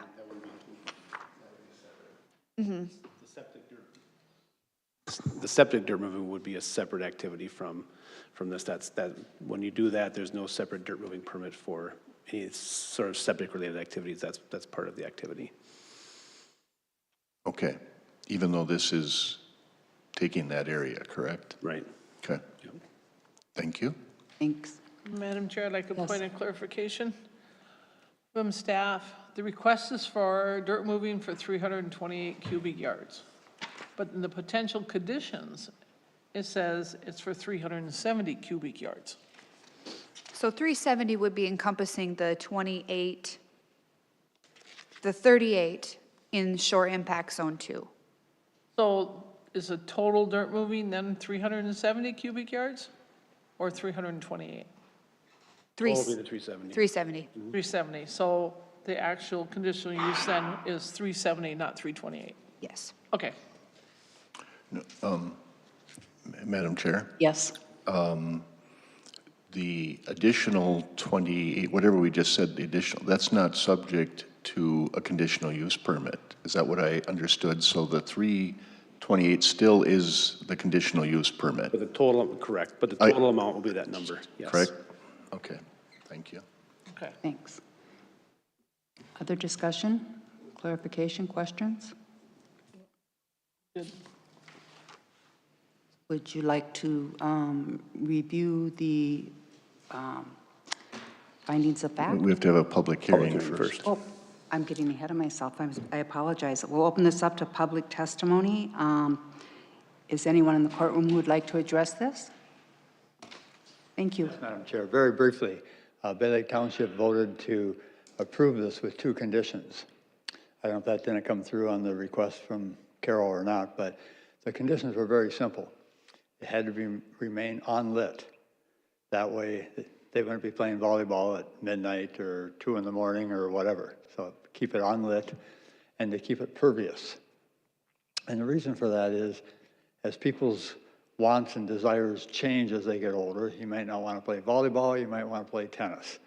And now you have a hard surface that large, I forget how many square feet it is, but right on the property line could cause water runoff onto the neighbor's property. So we're asking that it be unlit and stay pervious. Okay? Thank you. That's it. Thank you. You're Anyone else in the courtroom who would like to address this application? Anyone? Is there anyone online? Okay. No hands raised.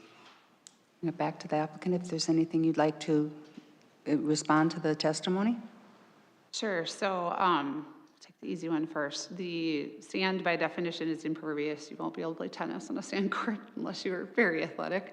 And secondly, regarding the lighting, we actually hadn't considered lighting until it came up at the site visit, but in September, it does get dark at 6 or 7 o'clock.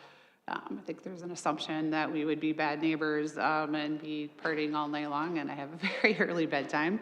So just unclear as to why that assumption would be made, and people can be out at the fires and out playing basketball or doing whatever with other lighting. We're unclear as to why lighting's coming up here.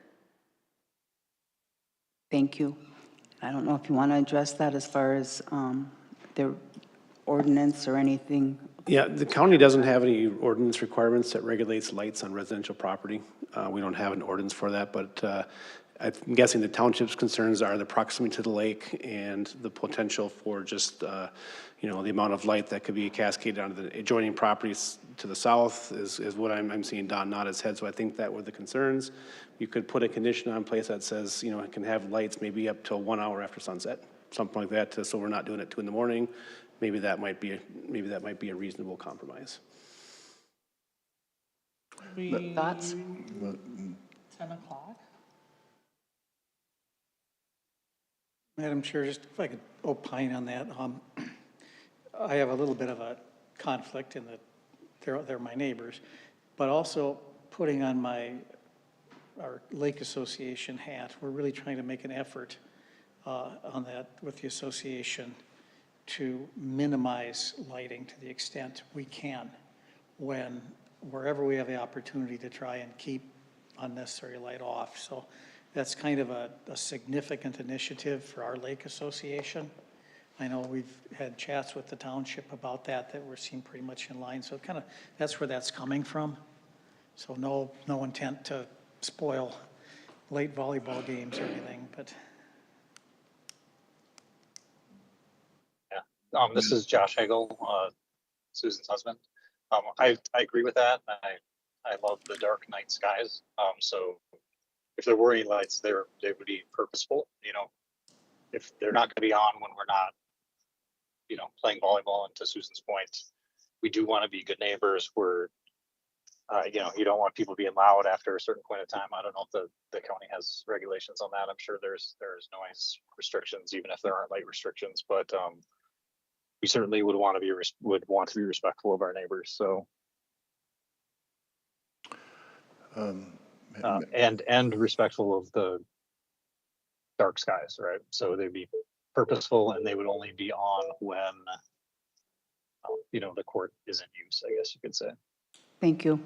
Yes, John? Madam Chair, I probably have two questions to get clarification. One, to the issue of converting it from something, the previous question, right? The conditional use permit is for a volleyball court. If the purpose is other than a volleyball court, that would negate the conditional use permit, correct? Yes, that's question I'd agree one. with that. I'd agree with that, correct. So that would address the concern about pervious. So if it went to a hard surface thing, unless they called it a hard surface volleyball court, which would be interesting, but that would, I think, address that. The second question is, I understand the concern about lighting. I just wonder, so help me in my thinking, can we apply a condition that starts to regulate something that's not regulated across our ordinances? The conditional use permit process gives you the ability to put conditions on that you think are necessary to mitigate potential impacts to their surrounding and neighboring properties. So you have the ability to choose to do so or to not do so.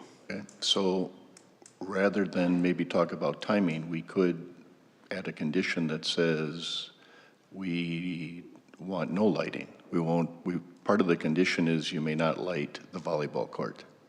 I think you could if you wanted to. I mean, so if you have the regulatory capability to say, I can regulate the time, and what I could say, I don't want any as part of the condition. You could, and then I would think that if, you know, if some appeal were to be made, I think that would be maybe seen as unreasonable and not, you know, not in the, you know, the applicability of having a permit to allow them to, you know, construct and use the volleyball court. So what you're, Madam Chair, if I may, so what you're getting at is the question I was at. Are we adding such a condition and putting restrictions on an area that's not regulated? We don't regulate residential lighting. We do not. Moves us into an area it moves us into a gray area by such a condition. That's what I was getting at. Okay. And you're saying, yes, we don't regulate it. We don't regulate it. So I mean, if I can't say you can't have lighting, but I can say I can restrict how you use all of that lighting, what's the difference from looking at it? Right. Okay. Madam Chair, I look at putting a condition for lighting that we don't regulate. How do we enforce that condition? How does the county enforce a condition? Let's just say we put one out there that volleyball court, no lighting after 10 p.m. How can the county enforce that? How can staff enforce the condition that Again, you, by statute, you have the ability to put a condition in place that you think would mitigate the impact to neighboring properties. So you have the ability to do it. If you choose to do it, that's, you have the choice and the option. It's your choice to decide if you want to do it or not. So you can do it. So, Madam Chair, I'm not in favor of that because of the fact of what I've described. I think there's a kind of a nexus of conditions to what's being asked. And to me, I understand entirely the desire and everything, but there's kind of a nexus of the conditions, if you will. And when we start to go into an area that we don't regulate for other purposes in the county, I get uncomfortable about that. So I wouldn't support that condition.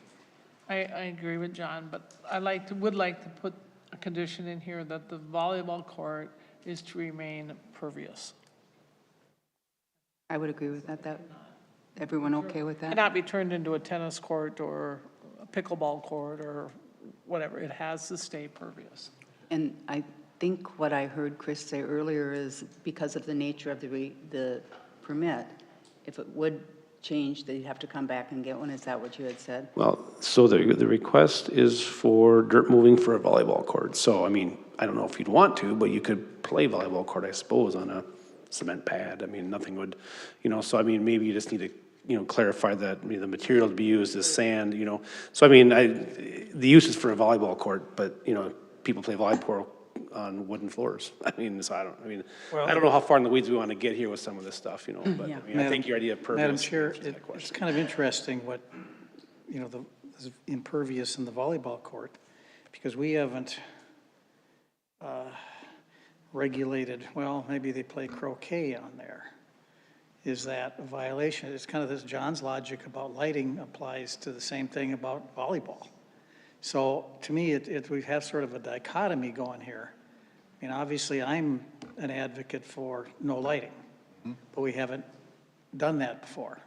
Well, I understand that. Well, I haven't been around that long, but I haven't heard us delineating, well, this was a pickleball court, so they have to play pickleball. So. Yeah, so, Madam Chair? Yes. Just a conversation. So, but I think the difference here is the request is for a conditional use permit for a specific use. Correct. Right? Right. And as I understand the ordinance, that conditional use permit stays with that parcel as long as that use exists. And when that use changes, they either have to amend their conditional use permit or it gets voided, right? Correct. Because that's not the use. So I'm not hung up on the pervious thing because it's a volleyball court.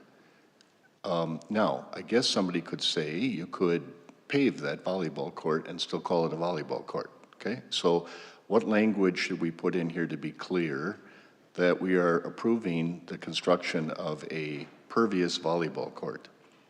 Well, and I think we have to go back to the ordinance. We're talking about dirt moving. So that suggests that, right? There's no volleyball court use in our ordinance, so this is simply, So it says dirt it. moving. So you're telling me the conditional use permit, by describing the dirt moving, takes care of that? Yes. And am I correct in saying what I said about the ordinance and the use, it's for the use? Yep, it's for the use of dirt moving, so, correct. And so that to me is the difference there. The other thing is simply a condition, and there could be a disagreement about whether that's appropriate. For me, I think we're venturing into a condition that I'm not comfortable with, but that certainly respect that you would see it differently. Further discussion?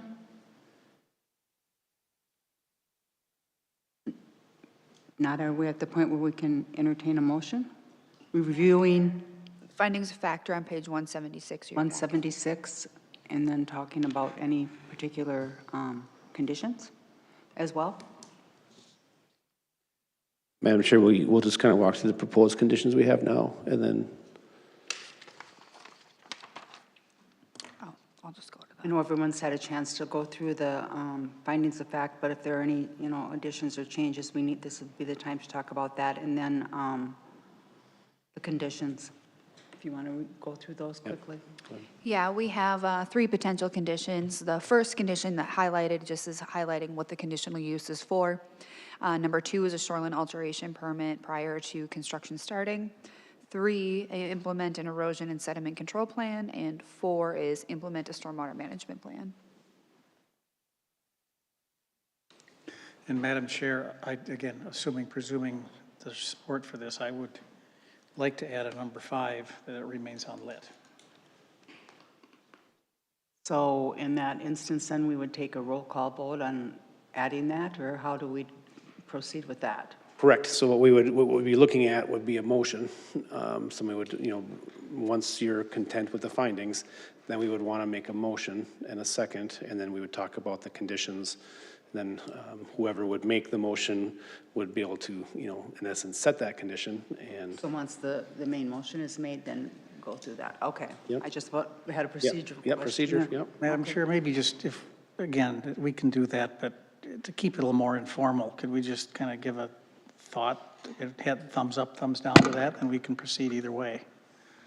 I know I'm feeling like I don't want to venture into the waters of going unlit.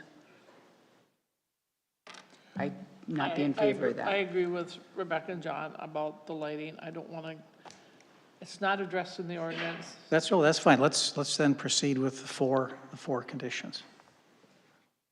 Sounds good. Then we would be at the point where we'd be. Madam Chair, are you ready for a motion? I sure am. Okay. So I would move approval of the conditional use permit for dirt moving up to 320 cubic yards in the rear lot zone to construct a 42 by 72, 3,024 square foot volleyball court with the survey that's been submitted, the findings of fact that are in our packet and have been reviewed this evening, and the 4 conditions listed in the staff report. I'll second that. There's a motion and a second. Is there any further discussion? Madam Chairman, do I have a chance to ask about some of these just for clarification, or is this not the right? I was just going to get to my point where I wanted to make sure that you understood the conditions. Yeah, okay. So before we take final action on the conditional use permit, I need to verify, do you understand what's being approved tonight? And do you No. understand the conditions? No. Okay, let's go through those conditions. Okay, so number 2, we actually started with a shoreline alteration permit, and we got moved to the conditional use permit. So I'm not clear on what permit or what my intent of the shoreline alteration permit is. Yeah, so based off the decision tonight, if you are approved, you then would need that shoreline alteration permit. Okay, so the volleyball court is a piece of that shoreline alteration. I was planning on filing one anyway. I will do that, no problem. The second one is, I can work that offline. That's not a huge deal. Number 4, I'm a little unclear. The facts on regarding Article 41 talk about this condition maybe being applied for up to 15% impervious surface, 25 kind of being the hard stop, and we're at 12.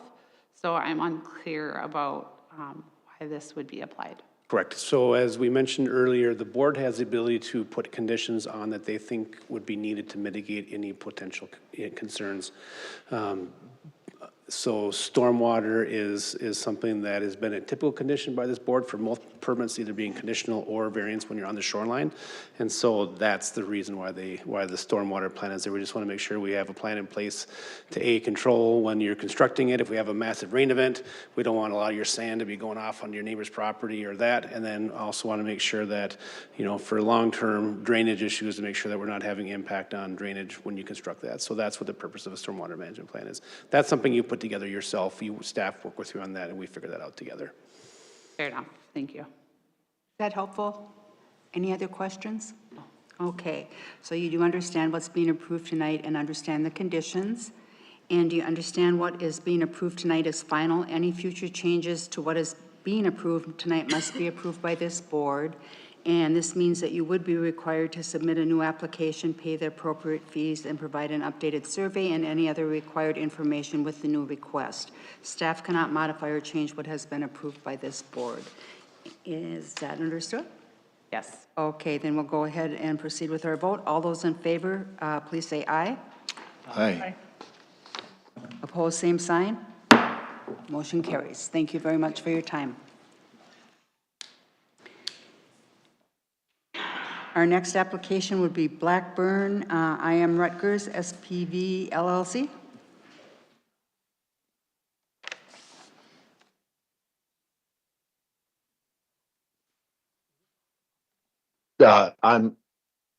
This is TJ McMillan with Blackburn, Rutgers.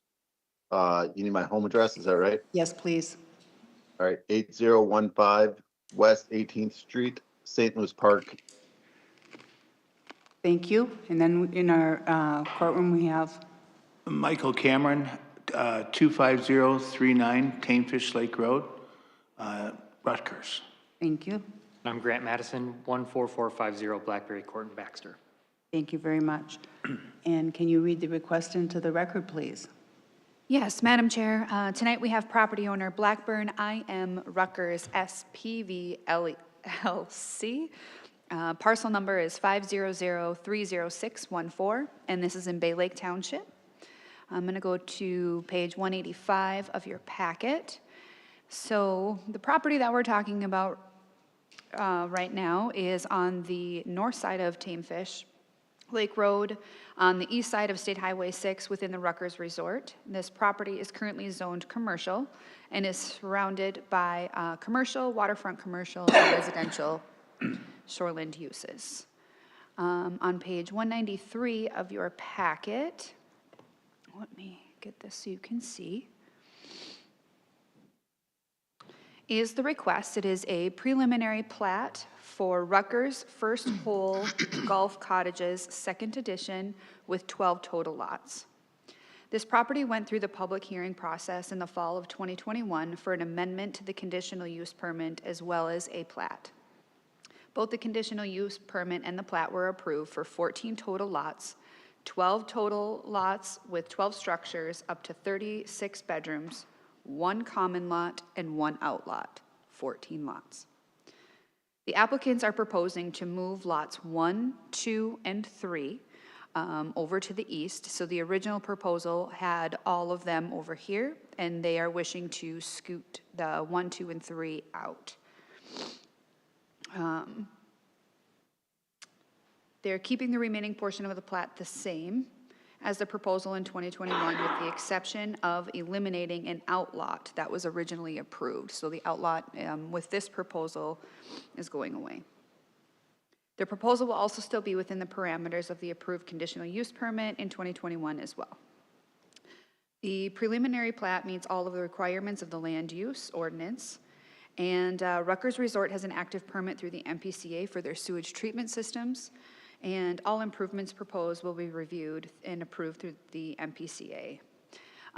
There is a boundary line adjustment that is in the works, in the process of being submitted to accommodate for this boundary line adjustment. Now, they are the owners of both properties, but to change the legal descriptions and keep them accurate for both properties, a boundary line adjustment will need to be submitted and approved before the final plat's approved. A comment was received from the township on April 15th recommending approval of the application, and no other comments have been received from the public. I can answer any of the questions you might have. Thank you. Madam Chair, we're reducing 1 lot to correct one of the actual cabin lots. That's correct. Correct. So there's a reduction, so there were 4 up at the top, I missed. and there's now 3. So they're actually reducing one of them up there. So it's 1 less than what was approved Okay. to that conditional use permit. And that, so this is really a replat of what they did back in 21 before they took ownership of it. Understood. Okay, thank you. Does anyone have any questions for staff? Do you have anything that you'd like to add? The applicants? I don't think so, unless TJ's got something. Do you have anything you'd like to add, sir? No, I just, again, it's a slight change, trying to think about the flow and these new units that were planned before we took ownership of this property. Okay, great, thank you. At this point, then, we'll open it up for public testimony. Is there anyone in the courtroom who would like to address this application? Anyone? Seeing no one, is there anyone online? Don't believe I see anyone, so we would be bringing it back to the board for further discussion and action, please. We put up the potential findings, please. And look at the findings, those are on page 200 of your packet. 200.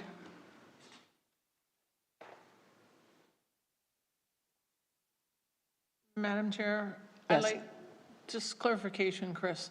On finding number 2, it says a conditional use permit was approved in 9/9/21 for 14 total dwelling units. The new proposal has since been reduced to 12, so we're reducing it by 2? No, that should say 13. Isn't that correct? 13? Is that the right numbers? Can you say that to me again? When, how many cabin sites are going to be with this when you're done? There'll be 13 cabin sites, correct? Yeah, Or how many? 12, I thought. It for would be this one. 11 structures. Okay, let me look. 11, 193. I believe there's 11 cabin sites. Yep, 11. You know, yep. So there were 12. Yep.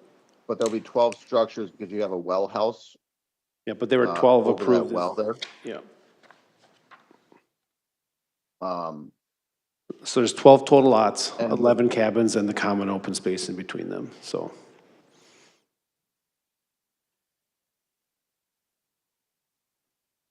So it's going from 14 to 12 instead of 13.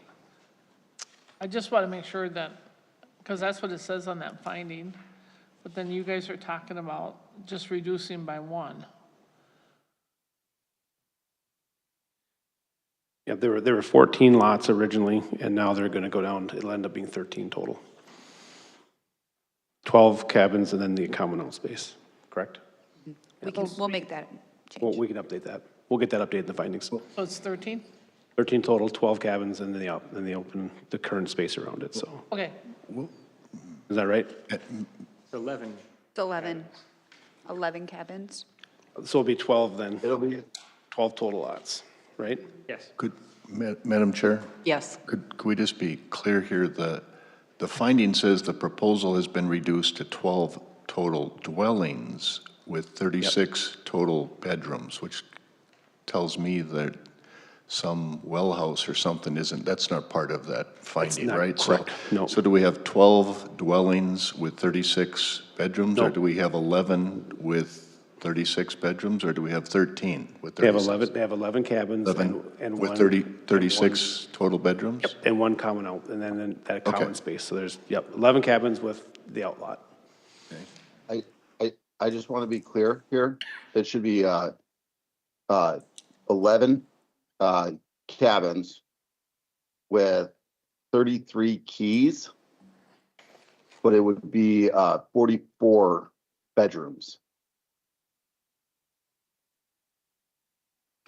So we're, Madam Chair, so we're 20 bedrooms. dropping by 3 dwellings, but increasing the bedrooms by 2? Okay, I guess that was something that maybe we weren't aware of. So if we're gonna, because so right now you're approved with the conditional use permit from 2021 for 36 total bedrooms. That's how many bedrooms you've got approved for right now. Yep. If you want to go above that, we're gonna have to come back and amend the conditional use permit and then and then come back and do the plat. So you don't have, right now you don't, to go to a 42 you mentioned, TJ, is that right? No, 40, it was 40. How many bedrooms are you looking at having? Said 44. 44? Right now, you have 32, is what the conditional use permit allows on the north side. Okay. So you're saying we're going to need to amend the CUP first?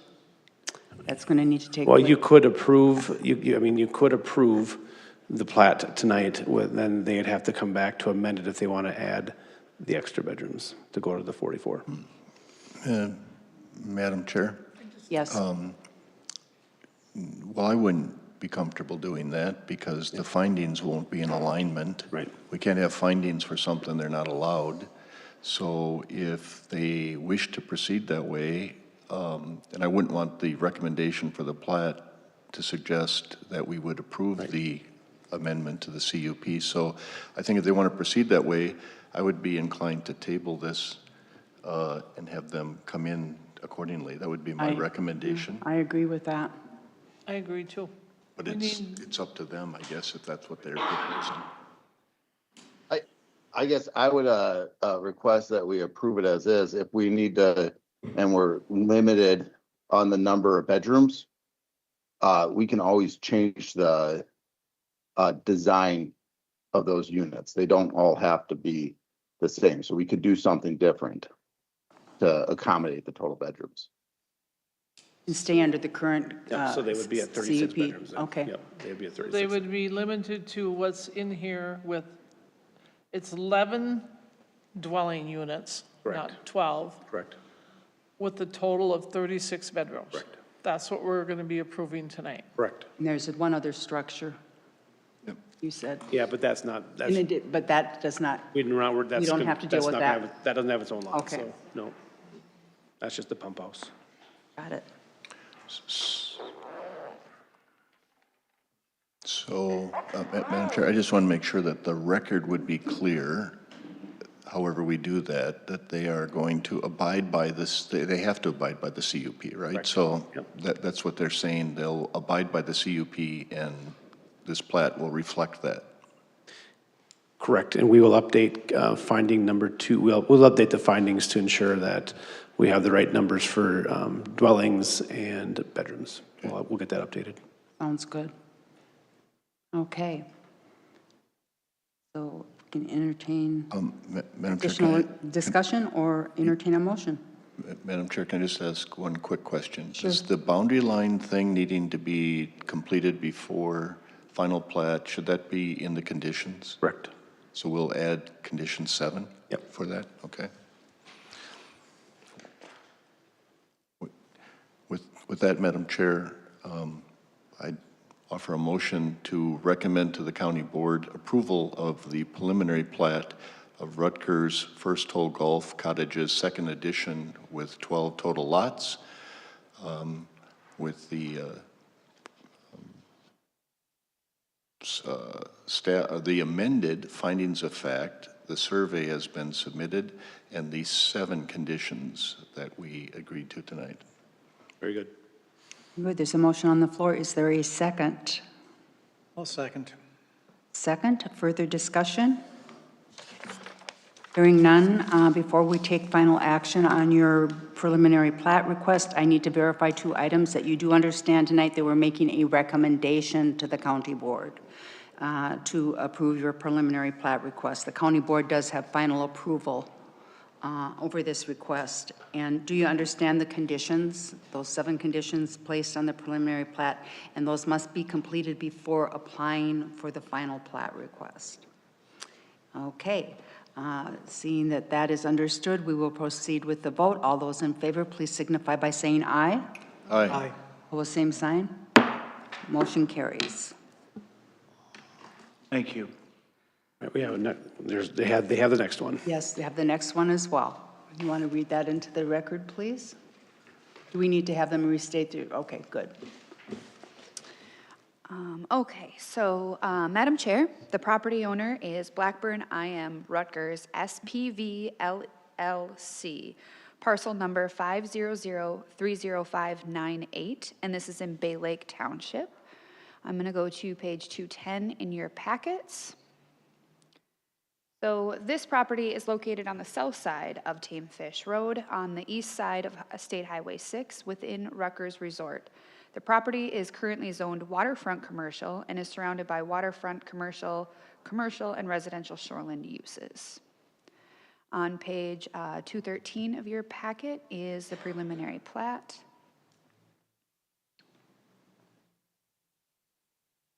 All 13 cabins are existing and were approved as part of variances and a conditional use permit in February of 2024. The proposed plat establishes a precise location of each structure authorized under the 2024 approved conditional use permit, allowing each cabin to occupy its own parcel of land. The proposal will still be within the parameters of the approved conditional use permit from February of '24. The proposed preliminary plat meets all the requirements of the land use ordinance. And Rutgers has a permit through the MPCA for their sewage treatment system. All improvements proposed will be reviewed and approved by the MPCA. A comment was received from the township on April 15th recommending approval of the application, and no other comments have been received from the public. I can answer any questions. And Madam Chair, just for clarification, some of those are in process of being constructed, so they're not all, the cabins aren't all there at the moment. There's Specifically 7 and 8 are in the process, I do believe, of being constructed right now. Okay. no, but they've all been approved for that conditional use a couple of years ago that we went through. Any questions at this point? Is there anything that you would like to add, the applicants?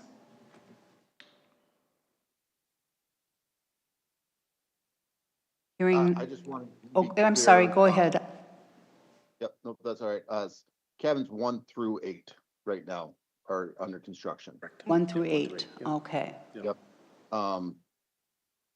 And again, this is primarily just to allow us to sell the quarter shares that we've been working towards to, keep up the quality at Rutgers over time. Thank you. And neither of you had anything that you'd like to add? Okay, at this time then we'll open it up for public testimony. Is there anyone in the courtroom who would like to address this application? Anyone? Seeing no one, I'll just double check online. I don't believe there's anyone there either. We'll bring it back to the board for further discussion and action, please.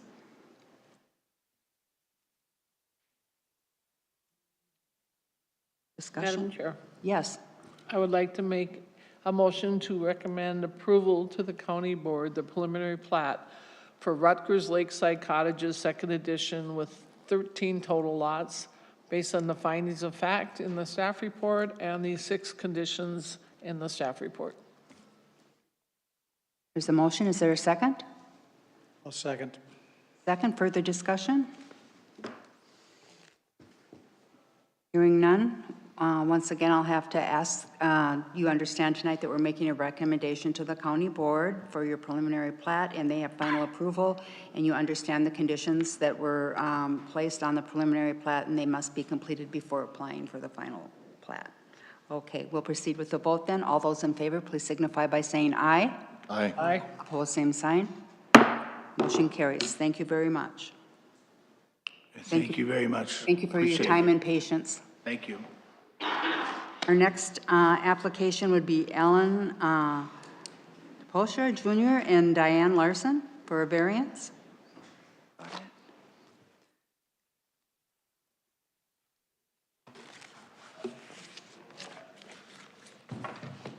Good afternoon.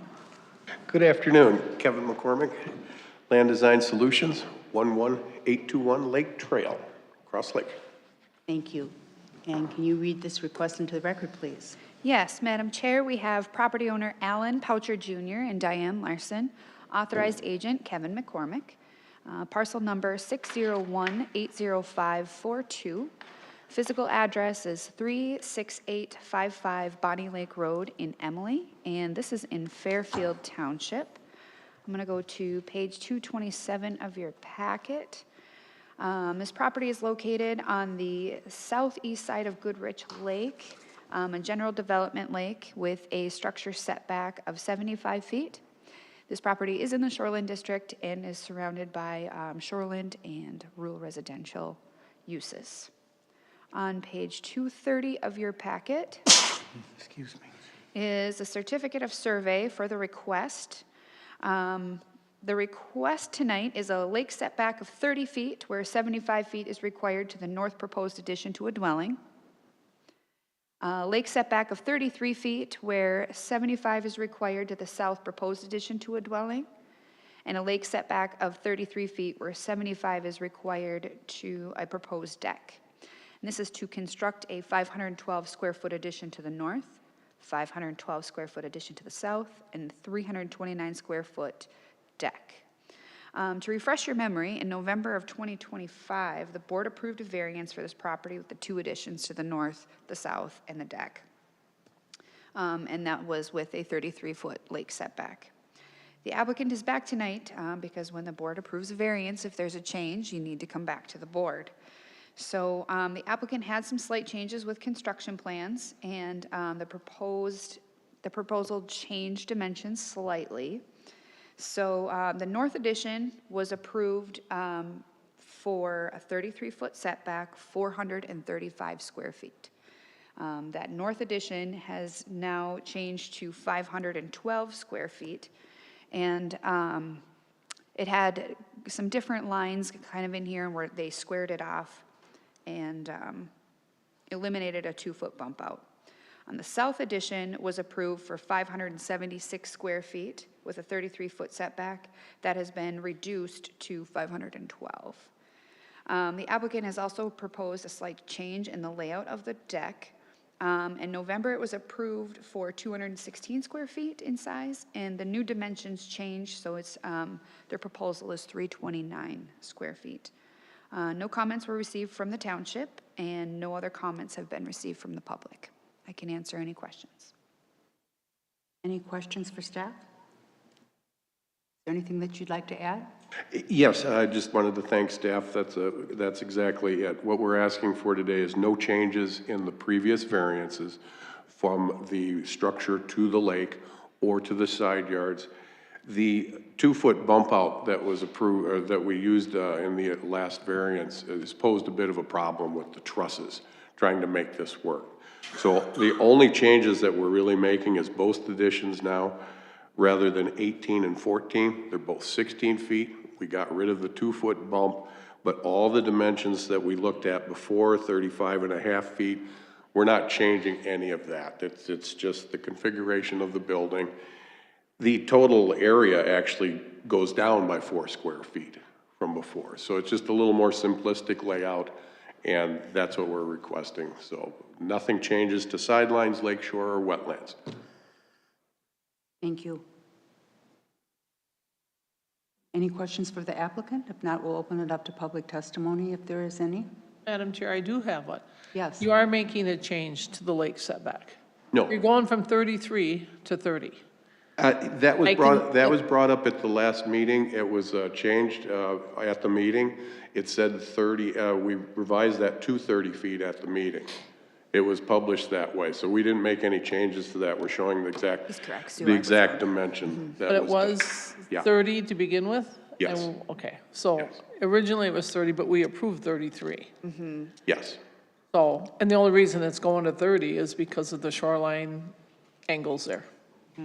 Correct, and we addressed that at the last approval. So, Okay. yeah. Anything else? Not, we'll open it up for public testimony. Is there anyone in the courtroom who'd like to address this application? Anyone?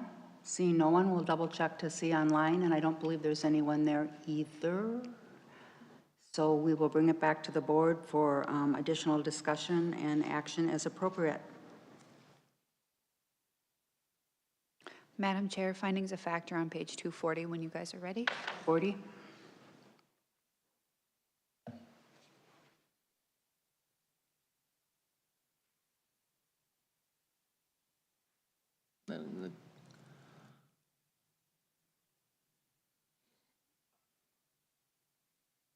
We're ready for action? Madam Chair. Yes. I would like to make a motion to approve the variance request for lake setback of 30 feet where 75 feet is required to the north, proposed addition to the dwelling. Lake setback of 33 feet where 75 feet is required to the south, proposed addition to the dwelling. Lake setback of 33 feet where 75 feet is required to a proposed deck.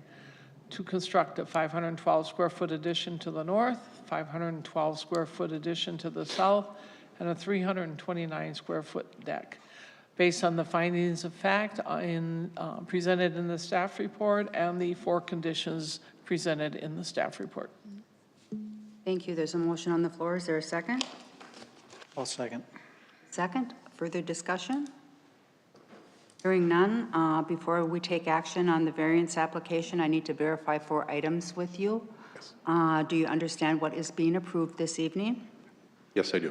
Do you understand the conditions that are required as part of this approval? Yes, I do. Do you understand that you must obtain permits now from Land Services Department before construction begins? We do. And do you understand that what is being approved tonight is final? Any further changes to what is being approved tonight, such as structure size, height, or location, must be approved by this board. This means that you would be required to submit a new application, pay the appropriate fees, and provide an updated survey and any other required information with the new request. Staff cannot modify or change what's been approved by this board. Correct. And just in addition, the building has been staked in its proper location that we're looking at. I've done that already, and silt fencing is already up and in place as well. Thank you. Okay, we will then proceed to vote. All those in favor, please signify by saying aye. Aye. Opposed, same sign. Your variance has been approved. Thank you very much. Have a good. Thank you. Enjoy the beautiful day. Evening. Okay, our next applicant is Stephanie Carvalho and Matthew Aiken. Hopefully I'm not mispronouncing too badly there. Nope, you got it. Okay. Sorry, let me turn on my camera, I guess. Yes. There you are. I'm hoping my husband is going to be coming on. He's already on. Yes. If you'd state. Sorry, this is my first time doing this. What am I supposed to just state my name? Name and address for the record, please. Perfect. Okay. So Stephanie Carvalho, address 14964 River Arches, Brainerd, Minnesota, 56401. I don't know if, does Matt need to say something too? If he's online, that would be great. Otherwise, we can proceed. Okay. I don't know if he I is. don't think I him earlier. I'm not seeing. Well, there you go. Oh, I don't know if you can. Sorry. Go ahead. Yep, Matthew Aiken, 14964 River Arches, Brainerd. Thank you very much. And if you would read the request into the record, please. Yes, Madam Chair, tonight we have property owner Stephanie Carvalho and Matthew Aiken, parcel number 99030534. Physical address is 14964 River Arches in Brainerd. This is in First Assessment Township. I'm going to turn to page 248 of your packet. This property is located on the Mississippi River, which is a natural environment river with a setback of 150 feet. Just to the south of Riverside Drive, and is surrounded by shoreland and residential uses. On page 251 is a certificate of survey. Get this so you can see. Bringing us to our variance request for a river setback of 90 feet where 150 feet is required to construct a 346 square foot dwelling addition on the lower level with a 346 square foot deck addition on the upper level. On the riverside of the house, the addition is proposed to be on the lower basement level with the proposed deck to the here, which would further extend to the corner of the house. No impacts to the steep slope are proposed with this project. Highlighting a few comments from the on-site from April 2nd, it was noted that the expansion appears to be minimal. Property slopes towards the river with a natural depression between the slope and the shoreline, and the shoreline is stable and vegetated with a well-formed ice ridge. This property is also within the jurisdiction of the Mississippi Headwaters Board, or the MHB, and this proposal will also need to be approved by the MHB at their next meeting. Their next meeting is Friday, April 24th, just to make you aware of that. No comments from the township, as the township is first assessment, and no other comments have been received from the public. I can answer any questions. Any questions for staff? None. I'll ask the applicants if you have anything that you'd like to add. I don't think so. I mean, Matt, do you have anything? I think that was pretty clear. The majority of the addition is going to be in the already existing like patio and deck. So in terms of, which you can see there in the picture. So it'll be a bit of an extension to the side and a tad forward, but there's already a platform there and the house, exists already in that space. So minimal, as they said, in terms of extending forward towards the river. Thank you. And Matt, you're fine? You have nothing else to add? No, I don't have anything. Okay, thank you so much. Hearing that, I will open it up now to public testimony. Is there anyone in the courtroom who'd like to address this application? Anyone? See no one, and I don't believe there's anyone online. So we would close public testimony and bring it back to the board for further discussion and action on this request, please. And we will note that Andy Larson had to leave, so we are the three of us now. Thank you. Yeah. Madam Chair, findings of fact are on page 258 when you are ready.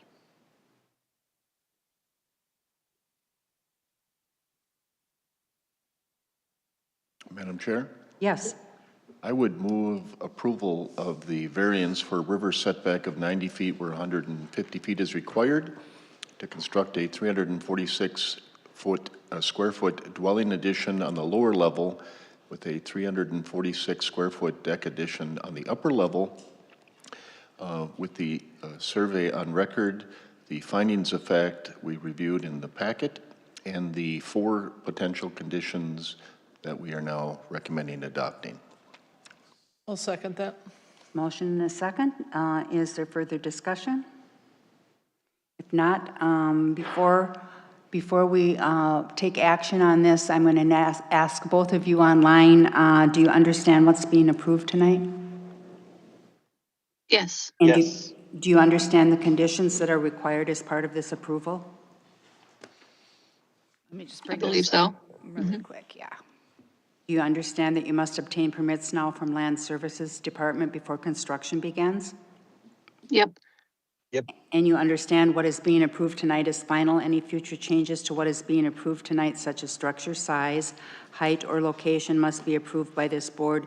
This means that you'd be required to submit a new application, pay the appropriate fees, and provide an updated survey and any other required information with the new request. Staff cannot modify or change what has been approved by this board.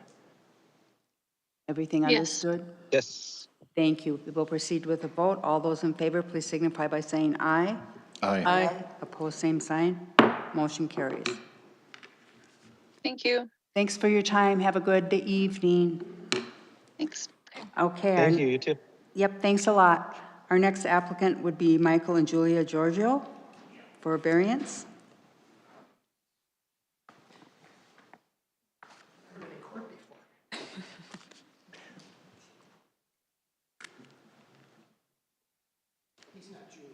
Nope. Hi there. You'd state your name and address for the record, please. That'd be great. I'm Michael Giorgio, 4556 Lakeview Lane, Pequot Lakes, Minnesota. I'm Jamie Storzinger, general contractor, 34244 North Oak Drive, Pequot Lakes. Thank you. And can you read the request into the record, please? Yes, Madam Chair, tonight we have property owner Michael and Julie Giorgio, parcel number 722-60536, physical address 4556 Lakeview Lane in Pequot, and this is in Jenkins Township.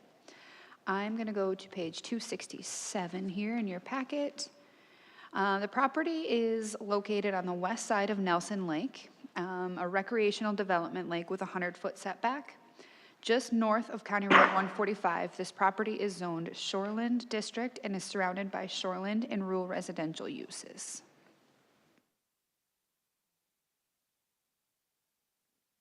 Get a survey here. Hold on one second. Not sure what happened. The request tonight is a lake setback of 86 feet where 100 feet is required for a detached garage, a 1,831 square foot driveway to be located in shore impact zone where no driveway is allowed within the lake setback, and this is to construct a 784 square foot detached garage and placement of a driveway. The proposed detached garage is proposed in this location to be a safer parking and access for the homeowners from the detached garage to their house. There is an existing septic system that prevents the detached garage to be moved further back, meaning that lake setback. And this is a steep hill that once you come around this corner, you start to go down to the house. And so this is currently where they're parking. They would like to construct something a little bit safer towards the house. The driveway within Shore Impact Zone 2 is currently existing, and based off of county aerial photos, it appears that the previous existing blacktop ended in the mid-mark of Shore Impact Zone 2, which was approximately right in here. And sometime between 2020 and 2022, the blacktop was extended into the Shore Impact Zone 1 area. No comment was received from the township. 2 comments were received from the public with no objection other than ensuring erosion control protection and to protect the lake. I do want to add that if the board does approve this application tonight, staff would like to recommend the following conditions. 1, a land use permit for prior to construction. 2, implementation of an erosion and sediment control plan. And 3, an implementation of a stormwater plan to include measures that prevent runoff from the driveway into Nelson Lake. I can ask any questions or answer any questions. Questions? Madam Chair, I want to clarify the driveway. Do we know that is the 1831 the total distance including the T? Yes. Okay. Do we know the distance to the midpoint, which is what it was in existence prior to, as you just mentioned? Approximately 727 square feet. If you look on page 270 of your packet, there is an exhibit that was put together by the surveyor showing the totals. I'm sorry, could you direct me to that page again? 270 of your packet. Can you expand that a little bit? Maybe it might be easier for. It's an. And I need it's an to. exhibit. Go down one more, John. I'm sorry. There. So I just want to clarify really quick. In our staff report, we have a 1,831 square foot driveway, and it is 1,126 total. Not 1,800. It is 1,126 total. That's just. Oh, no, I'm sorry. I was correct. It was the 18, because this is, so right here, you have 705 square feet in Shore Impact Zone 1. You have 1,126 combined in 2. This section here is estimated to be where it previously, the blacktop stopped. Okay.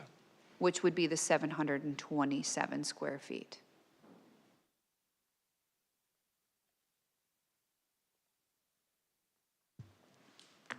Any other questions? Is there anything that you would like to add?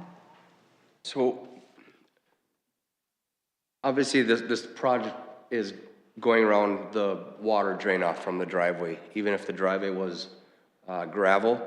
So we did kind of come up with some ideas for the water runoff, if you guys could take a look. I think I printed off, I only have one picture that can be handed around, but we do have some. Okay. Even if it was gravel, the water, when it on a downpour, could still run to the lake. We are proposing a drainage system, so zero water coming down the hill will approach the lake, approach the water. And then around the new garage, we are proposing kind of a dry pond for water runoff to the west of the garage, and then a drain cutting across the driveway up by the garage to stop water coming from down the hill. Because the water runoff on this project is a major concern. Madam Chair, may I just ask a quick question? Looking at this drawing, are you keeping the driveway in this proposal and just having? So, we can't park a car on where it's saying to end the driveway, we can't park a car there on that steep of a slope. I understand that. I'm just asking, are you, the Yes, we're- 700 and so square feet, you're proposing to keep that with this drawing? We're proposing to keep that, yes. Thank you.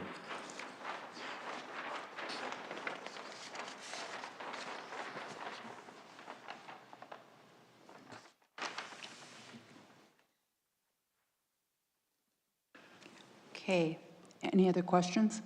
Okay, with that, we'll open it up to public testimony. If there's anyone in the courtroom who would like to address this application, please come forward. Anyone? Seeing no one, we'll double check online.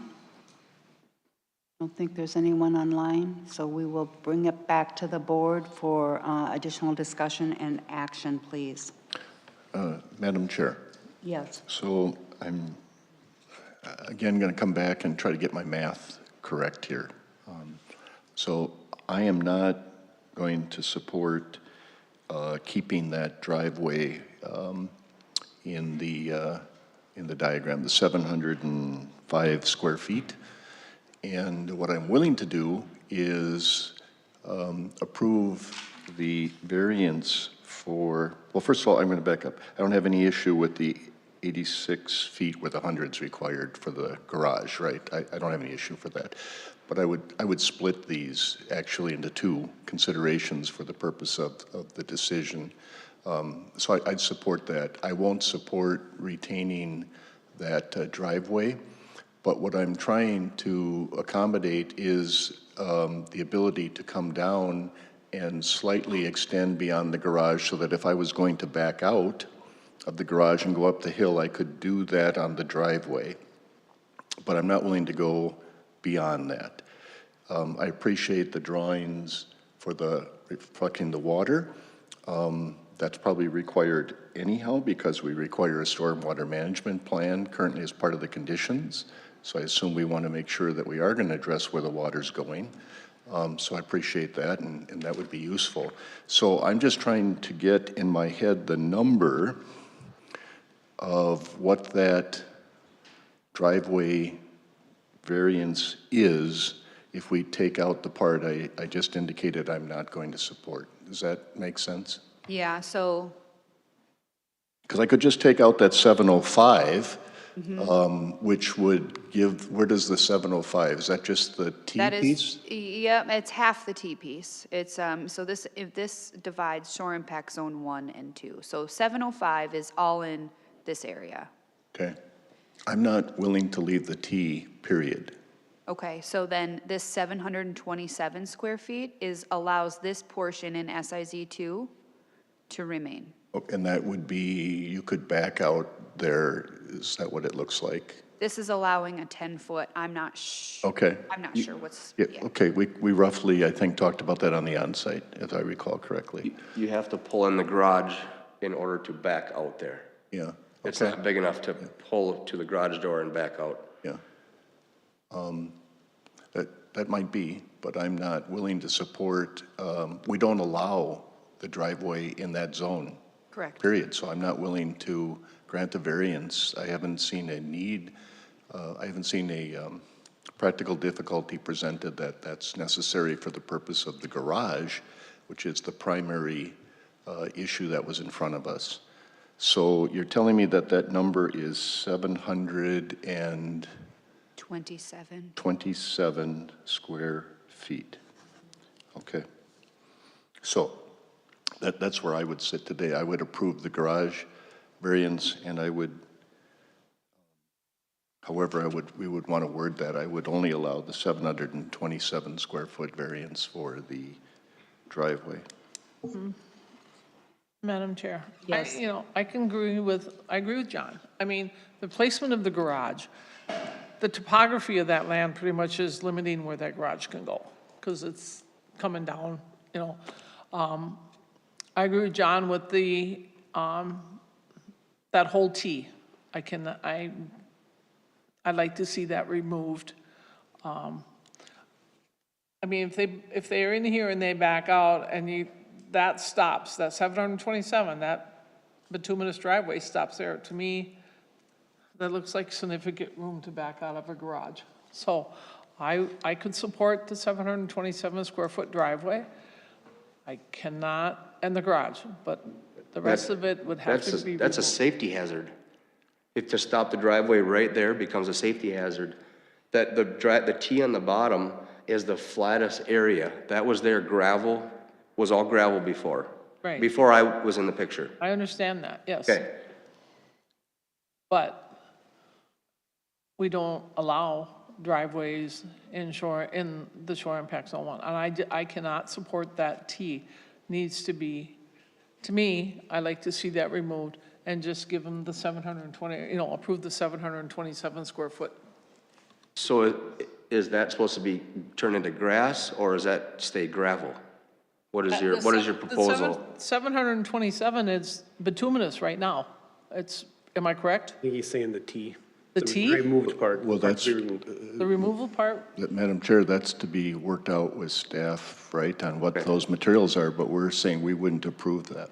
I think if it's gravel or asphalt, regardless, if somebody were to come in today and say, I want to put a gravel driveway down, we'd say, you can't do that, and we wouldn't. When they bought the house, that was already It's existing. been there 50 years. That driveway has been We did there. not make that. That was there. It's always been there. Because to get to their front door, that's where the bottom part, the T, is to access their front door of the house. And the other side of the coin is a lot of our friends are our age. I'm 70. So to have them walk down a hill at night or go up the hill in the winter or whatever is a safety hazard. We didn't create the topography. It is what it is. And we're trying to find a way where we can accommodate you, but still not have any safety issues coming down the hill or have our friends have a safety issue. What happens if they trip or fall because there's gravel erosion down there? We get sued. It wasn't our choice. Even the driveway in front of the garage is still on a heck of a slope, a slant.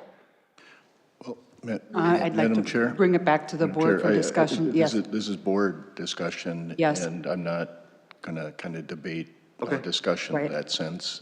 I understand the concern you raise. That's the nature of the topography of this parcel.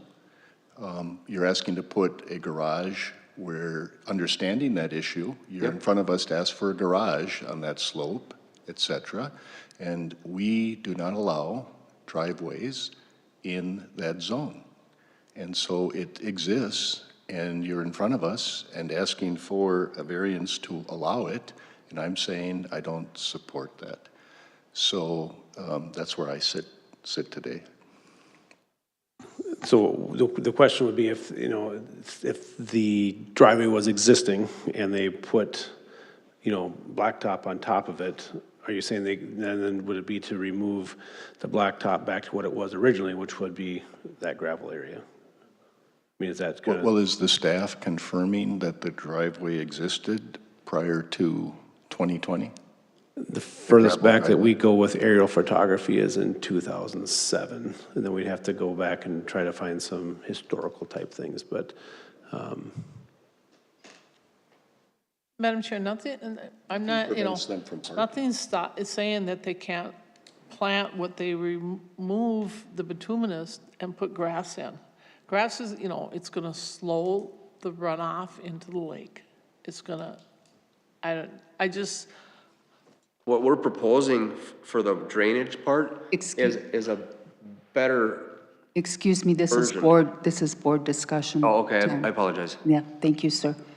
So maybe, Madam Chair, in my thought process, by removing the driveway and getting to a pervious surface, right, which is what we kind of like relative to it, nothing prevents them to the issue of safety of parking a car in the grass, right? I don't believe there's anything that would prohibit that. We wouldn't So how they wish to use that for their safety is their choice. We say that we don't allow them, and we have a variance to allow a driveway in zones that we don't allow them. And so that's what's in front of us. So unless you're suggesting that if it existed before, we should allow it in its previous state, but we don't know that in front of us tonight, right? Correct.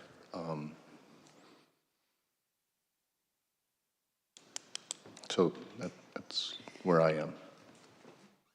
Could I just add that whether it was the first evidence of it being the T showed up in aerial photos between 2020 and With the 20. with the blacktop. With the blacktop. Mhm. How long have you had the cabin? Bought it in 2017, 2017, okay. and it was a T, and there was gravel down there. Gravel. We put crushed concrete down there from Pequot sand and gravel, things like that. It still eroded. It still went down. It still created a lot of, humps and whatnot in there. And so we decided at the end, when we just did for the T, for even more safety reasons, to put the blacktop in there as well. I mean, if Thank you. Okay. Madam Chair, can I just follow up with Chris with a question? If it existed before, but it wasn't allowed, and it wasn't permitted, they didn't put it in under a permit, unless it existed before there was a zoning ordinance, right? Do we have any obligation to allow it to continue? If it's been there, if we had evidence that it was there prior to there being zoning, as like you said, the 50 years, then it would be a legal non-conforming use. Yes. And it would continue. We don't have such evidence before us, right? Are you asking me to take? Don't let them. Okay. We don't have evidence that it was. We don't now, but we could do the research and come back and give that to you at a next month. So if we can show that, then I'd allow that, but I'm not going to allow it to be paved. Sure. It was gravel. Right, okay. Right? It was paved bituminous, right? We know that after 2020 to 22, right? So how would you suggest the board handle that? If you'd like to table it and ask us to go back and do some more research, and we could definitely go back and find some older photography and look for that. I would feel comfortable with that, to just really clarify the dates and times, because I too, am not in favor of that T being granted unless we have some specific proof that there was something there before. Yeah. So I'd like to be certain. Okay. There'd be a motion to table? Sure, I would offer that. And is there a second? I'll second it. And it's table subject to the additional information coming back. Okay. Okay, all those in favor, please signify by saying aye. Aye. All the same sign. Motion to table has been passed. Thank you. Thank you. Next application is William McMullen for a variance, please.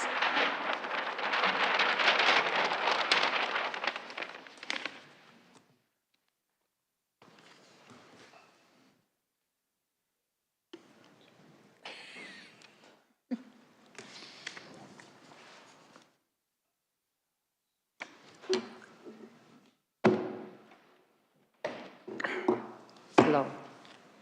Bill McMullen, address is 217 5th Street Southeast, Madelia, Minnesota. Thank you. Would you read the request into the record, please? Yeah, sorry, I just got lost in my pages. 1 second, please. No problem.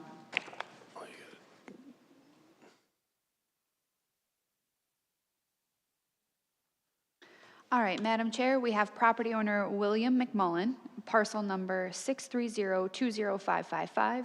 Physical address is 5936 Martin Road in Fort Ripley, and this is in Fort Ripley Township. On page 286 of your packet, the property is located on Crow Wing Lake, which is a general development lake with a 75-foot setback. This is just south of Lennox Road, and this property is within the Shoreland District and is surrounded by shoreland and residential uses. The certificate of survey is on page 289 of your packet. The request tonight is a variance for a lake setback of 61 feet, where 75 feet is required to the proposed dwelling addition, and lake setback of 49 feet, where 75 is required to the proposed covered deck. And that is to construct a 1,036 square foot dwelling addition and a 288 square foot covered deck. This is an existing dwelling. The existing dwelling is a legal non-conforming structure. One of our earliest records for this parcel is a public hearing in 1980 for a side yard setback addition. The owner is proposing to keep this 13 by 24 section of the home and rebuild this addition while scraping and rebuilding the front portion of the home, including the covered deck. Just to highlight some on-site comments from the April 2nd on-site meeting, it was noted that there are similar structures in the area and that the shoreline was stable with a small swale near the lake. No comment was received from the township and no comments were received from the public. If the board does approve this application tonight, staff would like to recommend the following conditions. 1, a land use permit prior to construction.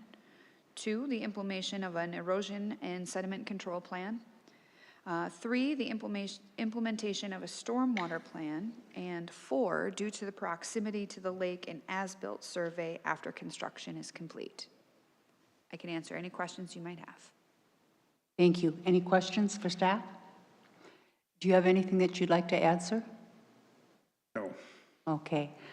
Based on that, we'll open this request up for public testimony. Is there anyone here who would like to testify to this application?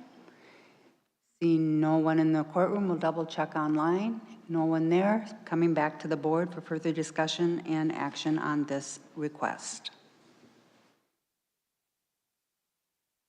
Madam Chair, findings of fact are on page 298 of your packet when you're ready. Thank you. Had a chance to review those, and I don't know if there are any discussion items there or not. And Nicolette had talked about the conditions, potential conditions. If there's any additions to those. Madam Chair. Yes.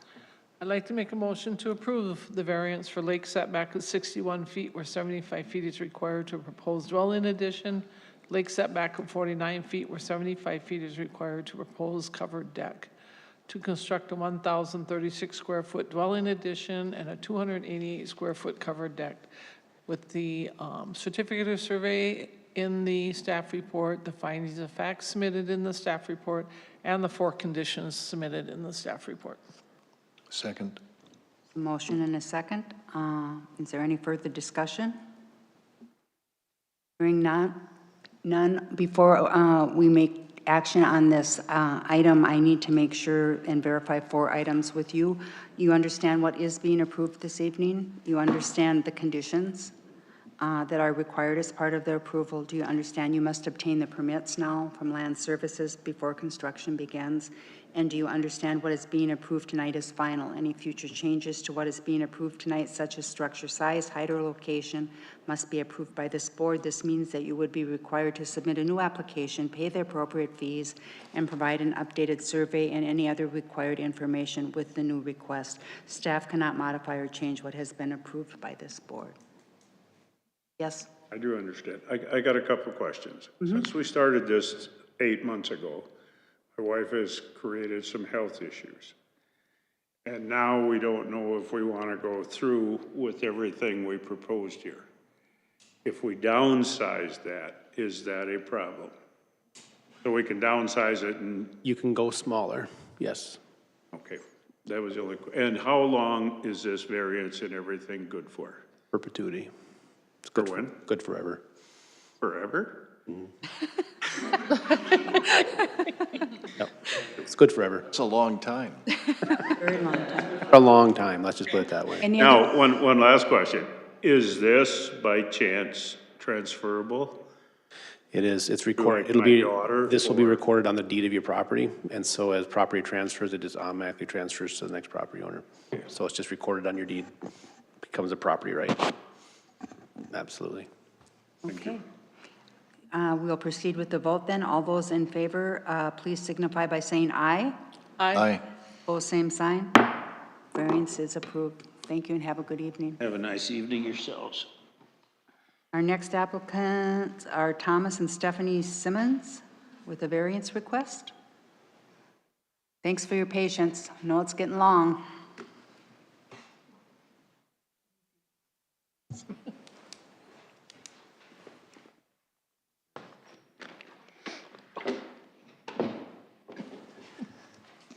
Stephanie Simmons, 2282 Yindestad Road, Carlton, Minnesota. Tom Simmons, same address. Thank you. And can you read the request into the record, please? Yes, Madam Chair, we have property owners Thomas and Stephanie Simmons, parcel number 683-50540. Physical address of the property is 10313 Ossawinamakee Road in Pequot, and this is located in Ideal Township. I'm going to go to page 305 of your packet. This property is located on Ossawinamakee Lake. It's a general development lake with a 75-foot setback. It's just west of County Road 39. This property is within the Shoreland District and is surrounded by shoreland and residential uses. On page 310 of your packet is a certificate of survey. The variance requests tonight are a lake setback of 24 feet where 75 feet is required to the proposed new dwelling, a lake setback of 16 feet where 75 feet is required to the proposed covered deck, and a lake setback of 55 feet where 75 is required to the proposed deck. Sorry, the 16 feet setback where 75 is required is to proposed covered deck. To construct a 2,072 square foot new dwelling, 192 square foot covered deck, and a 144 square foot deck. The existing dwelling is an existing non-conforming structure that sits 16 feet back from the lake, or the ordinary high water mark. And the proposal is to scrape and rebuild the existing structure with an addition going away from the lake, is what you see here. The structure would remain at 16 feet from the ordinary high water mark with an 8-foot wide covered deck. And the new proposed dwelling would start 24 feet from the ordinary high water mark. A variance was approved in June 2024 for a 200 square foot second story addition on the existing dwelling, which I do believe has never been constructed yet. Okay. A comment was received from the township recommending approval of the request. No comments were received from the public. And if the board does approve this application tonight, staff would like to recommend the following conditions. 1, a land use permit prior to construction. 2, the implementation of an erosion and settlement control plan. 3, implementation of a stormwater plan. And 4, due to the proximity of the lake, an as-built survey after construction is complete. I can answer any questions that you might have. Any questions for staff? Is there anything that you'd like to add? I don't think so. Okay. Hearing none, I just open it up for public testimony then, if there's anyone in the courtroom, and I don't believe there is, who would like to speak to this application. Anyone online? Bring it back to the board for additional discussion and action on this item, please.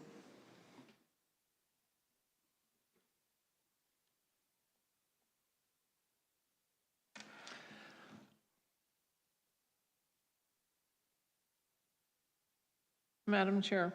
Yes. When I'm reviewing the discussion during the 1/12/2026 developmental review team meeting notes, it says the house is currently a shell. So the house is not inhabited. That portion is not inhabited at this time, is my question. I could add to that if you want. Pardon? Were you asking if it was inhabited? Habitable? Yeah, I was just going to say, it is, the former owner completely stripped all the walls. So the wiring is tore out, the plumbing's tore out. There's holes in the concrete in the basement. So, yeah, you cannot live in there right now. The inside of the house is completely gutted. And I mean, when you look at the certificate of survey, I mean, this property has a fair-sized building envelope that they could potentially, they could build this proposed new dwelling that they're looking at in the building envelope. I'm having a hard time justifying approving a variance at 16 feet. When you look at the aerial photo and there's no neighboring or no structure that close to OSSI within that locality. Madam Chair, there was one variance that you approved back, I believe it was in '24 to, I think. Correct. I think it's that one, right? Yeah, let's see. It was for a much smaller addition. Yeah, it was this one it was at the bottom, it was at the bottom of that bluff, that driveway had to come across through here and stuff, so, but there's that one there. You're right, that was done through a variance recently, a couple years ago. What was the locality of, I mean, what was the set, do you know what the setback was on that, Chris, that we approved? I don't have that number, but it was more of a, we pushed it back as far to the bluff as, because it was, the bluff came down and they were, and it was basically replacing, there was a cabin that was there existing, and they were replacing that with a little addition to it, I think. And I know in the past, we approved a variance on this, but it was for a much smaller addition. That's all the comments I got right now, so. Other discussion? Well, maybe just for clarification, Madam Chair. So they're close to the lake, 16 feet. They could rebuild there. They can still use the variance from 2024 and have a second story, and that's what they would get if they keep the current footprint. That's all they get, right? We could agree to that. They're allowed to do that because it's there. It's on the foundation. That's been approved, yep. But they're asking to expand that significantly, right? They're asking to build larger than that footprint. Well, significantly larger than that footprint, right? Correct, yep, behind the existing structure. And I think what Sue's getting at is there's plenty of buildable area there, so can we push that back further from the lake? Could you show where the buildable area would be on, where it would be on there?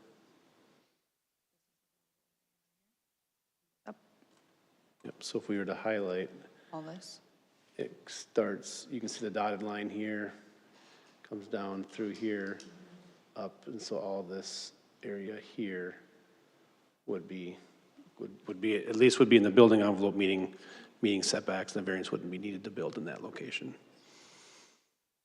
And as it exists, they're saying they're going to go above the bluff with the addition anyhow, correct?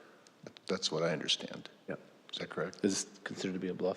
Not a bluff, I shouldn't say a bluff, steep slope. Steep slope, I don't think it's a bluff. Let me get my language correct. Correct. Steep Yeah, slope. it's a steep slope, not a bluff. They're going to go above the slope with the addition, correct? So the setback cuts through the house about like right there. So this part would be, this would be the part, really this, since this would be the part they could rebuild, this is the part that would really be, you know, part of the variance would be, because this part up in here would be conforming. It's this little part right in here. There's kind of a gap between the existing and where that setback would be. So the deck is new, so that 55 feet, that's new because it's a proposed, the deck that's in blue, right? Is that correct? That's 55 feet.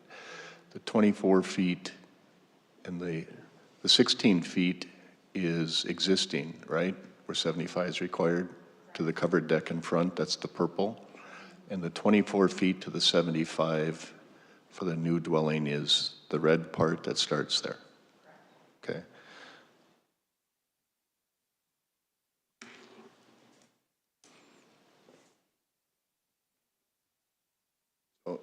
Other thoughts? Madam Chair, where I come from is, of course, if there's the opportunity to move things back, there's a desire to do so, right?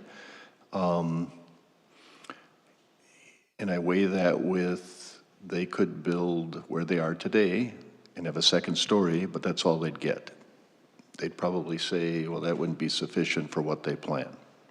But if I'm trying to figure out the balance here, right? That's what I'm kind of saying.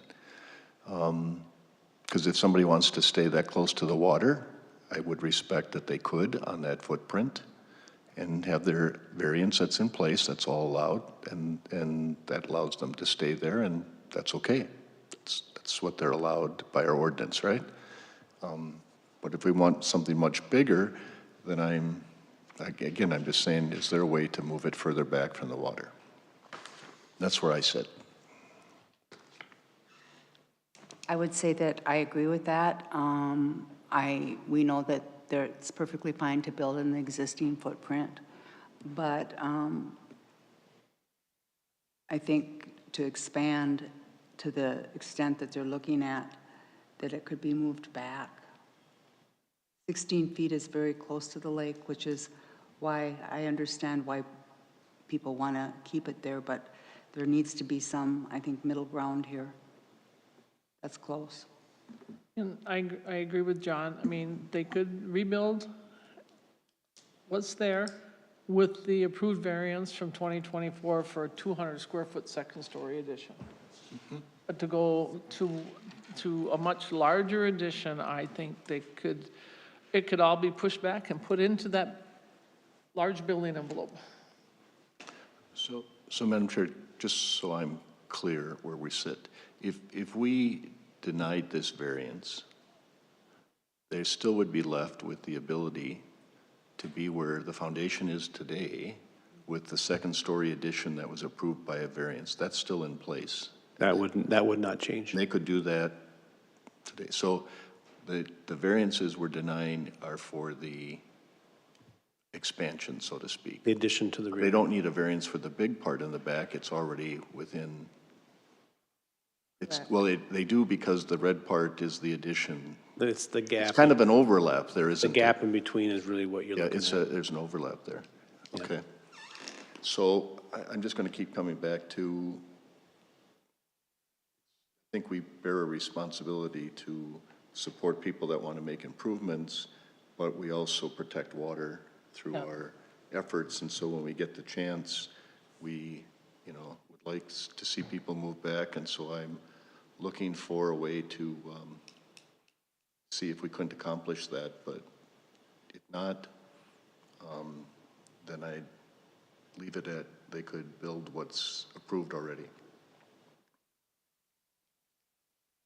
Madam Chair, findings of fact are on page 321 and 323 of your packet, depending on. And Madam Chair? Yes. If I may one time, we don't normally do this, but I'm wondering if the applicants want to respond to the discussion about trying to move back. That would be, I'd be interested in their insight on that. I think that would be fine. Yeah, if you don't mind. The old variance, at first we thought about trying to just go with the old variance, but with the hill, I pretty much figured we'd have to build a 30-foot bridge that goes to the door of that upper floor once you add it on. Our plan was to maintain the width of the building and just get back into the hill and try and get to that setback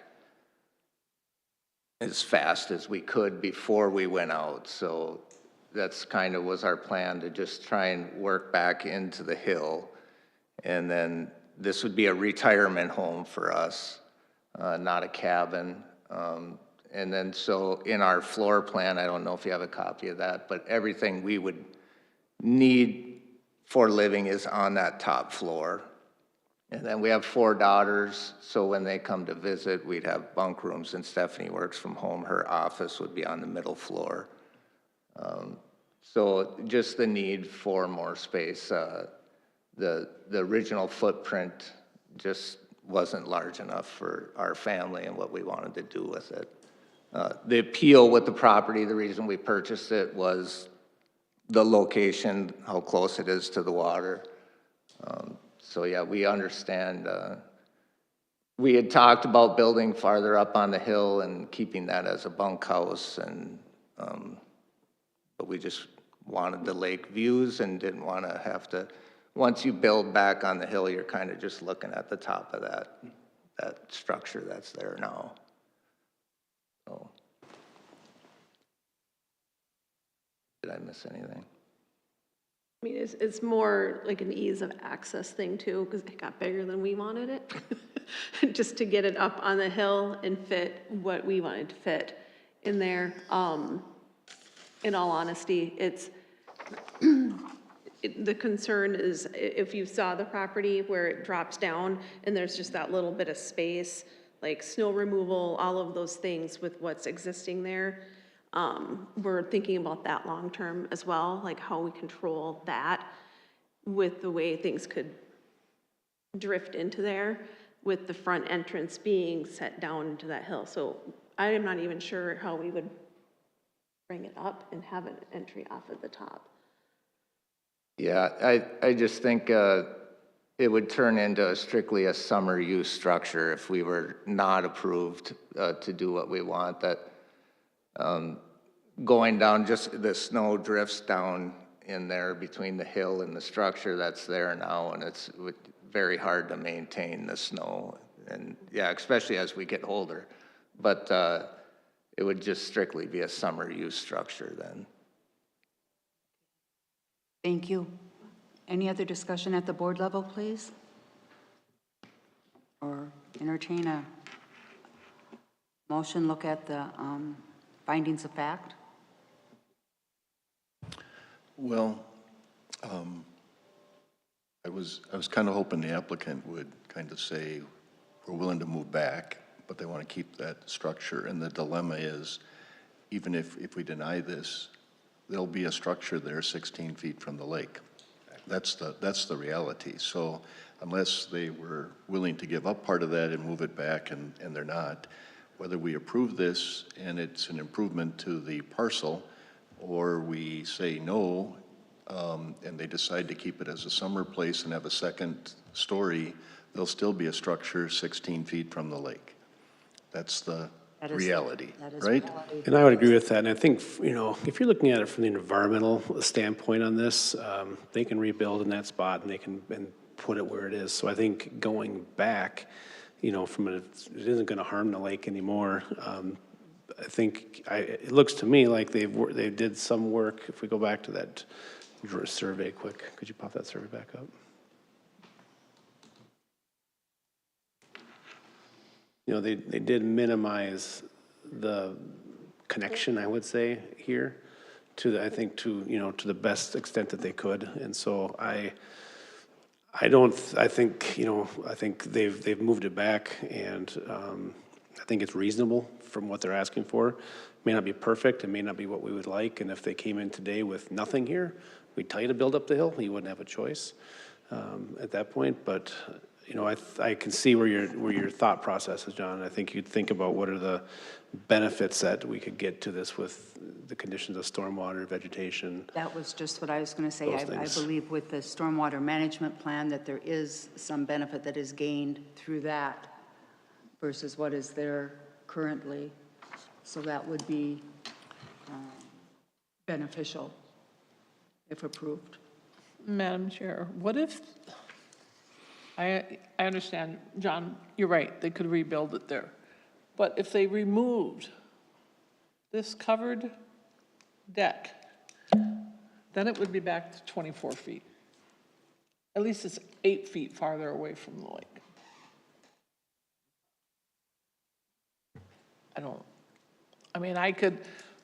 I could support, I'd like to see the 24.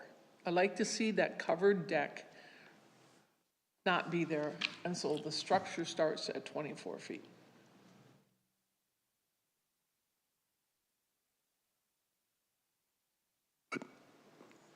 Just for clarity, is the covered deck simply going over the front part of what the structure is today? The structure's at 16 feet, right? So they're just transforming the front part of it to a covered deck, is that what I understand? Correct. Okay, so I hear you. I was just thinking of a way yeah. to get it a little farther away from the lake. We've tried. With that, I think we're at the point where we have to make a So decision or motion and have a vote. So I appreciate all the conversation. I understand our objective, but I still come back to the fact that there's still going to be a structure there at 16 feet. if we say no. And if the next person comes in and proposes something, there's still going to be a structure at 16 feet. So it's there. So I'm probably more now in favor of at least improve the property that is sitting not in great shape, that's going to become an eyesore on the lake, is a better thing than, since we're not going to get anybody to move it back. So I'm going to change my mind and support it. Even though Would you like to I state don't that in want the to, form of but a motion? yeah, I will move approval of the variance for the lake setback of 24 feet where 75 is required to the proposed new dwelling, a lake setback of 16 feet where 75 is required to proposed covered deck, and a lake setback of 55 feet where 75 is required to proposed deck, to construct a 2,072 square foot new dwelling, 192 square foot covered deck, 144 square foot deck, with the 4 potential conditions, the findings of fact that are on the screen for yes, that were in our packet for our review in advance, and the survey that's been submitted. There's a motion. Is there a second? I'll second it. Motion and a second. Any further discussion? Okay, before we take action on your request. One second. On the conditions that we have, the proposed conditions. Yeah, could we add the condition of that, somehow that existing structure 16 feet from the lake is guttered? I mean, I just don't. It will be. We're gonna have a Sure, stormwater we can- That's management part of the plan. stormwater management plan. Okay, because what I don't want is, I don't want to see all the runoff off that roof coming down and going directly into the lake at 16 feet from the lake. Stormwater management plan, I would think would address that. That's what I But yeah, I do there'd be wanna see nothing that wrong, that is addressed somehow. to Sue's point, there'd be nothing wrong with adding a condition 5 that requires it to be guttered, right? Correct. And you're proposing that? Okay. And I'd accept that. Yep, you can do that. So there'd be 5 total conditions. Yes. Thank you. Had the second, and you both agree on that. So before we take action, I need to verify 4 items with you. You understand what is being approved this evening. You understand the conditions that are required as part of this approval. We do. And you understand you must obtain permits now from Land Services Department before construction begins. Yes. And you understand what is being approved tonight is final. Any future changes to what is being approved tonight, such as structure size, height, or location, must be approved by this board. This means that you'd be required to submit a new application, pay the appropriate fees, and provide an updated survey and any other information with the new request. What staff cannot modify or change what's been approved by this board. Is that understood? Understood. With that, we'll take a vote. All those in favor of this motion, please signify by saying aye. Aye. Vote same sign. Variance is approved. Motion carries. Negative. Thank you. Bless you. Okay, so item 6.11 is Riverwood Shores, I believe. Correct. Thank you, Madam Chair. If you remember back in this time last year, we had the plat of Riverwood Shores on Whitefish. It was that parcel that was adjacent to Whitefish and then the Pine River on the south, and it had about, do we have There's the? 19 lots. Do we have the survey by, oh, we had the survey with us. Do we have the survey? No, not Riverwood? that survey. Yeah. Let So, me, so what happened was when that preliminary plat was approved, they chose to not do a developer's agreement, so they wanted to build the road prior to getting the final plat approved. And what happened was, as they built the road, they built a sub-base during last year, and they wanted to let it sit over the winter before they blacktopped it. And so this, the project was approved last April 17th, and they're asking for an extension from the Planning Commission to allow them more time to get that blacktop done so that they can get that letter from the township saying they're going to maintain it. Then they take it to the county board, and they can go through the final plat process. They just can't get it done in 12 months. And so the ordinance does allow for the Planning Commission to allow them to, for you to approve an extension for them to be able to do that. So they're basically looking for a 1-year extension? Yeah, they're saying 6 to 8 weeks on here, but I'd make a recommendation that you just, give them a 12-month extension. I got it up here on the screen. Makes sense in case, there's always something that comes up and that way it's covered. And there's no harm to the county for it. Madam Chair, if Yes. John's okay with this? What? I mean, when I'm reading this, I can see they wanted to go through a freeze-thaw cycle, which makes sense to, before they put the blacktop down and then it breaks up, they gotta do it, so. Sorry, I gotta ask a question. But this will go on all the time, so it's because they didn't have a developer's agreement? They Couldn't chose. make this? They They chose didn't- that route? What they didn't want to do was have to put the 1.5 times, the 1.25 in escrow account for us and then go build the road. So that was, the ordinance gives folks the option to either build the road and then get it approved and then come back and final plat, or to do a developer's agreement. So, in my terms, they made a choice to do something to save money, and now they're missing the deadline, Correct. right? Yep. So,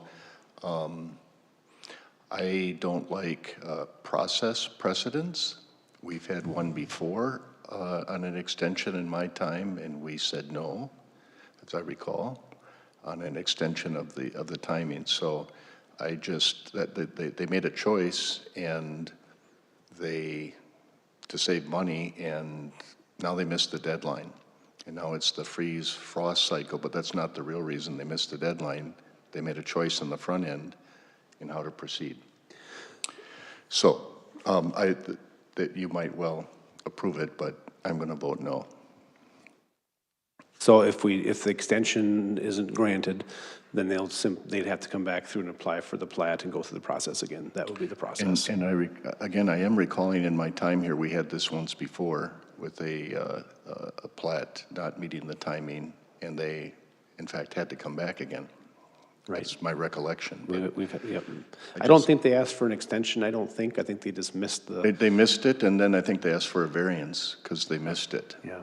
Same principle, Yeah, I I think so, guess. yeah. So I just, again, as a process thing, what's the criteria then that says we'll give a variance if you, to this one, but say no to the next one? I don't, so I'll vote no. But I think, John, on the last one, that was like that, he hadn't even started with the roads, or he hadn't really done anything. I can understand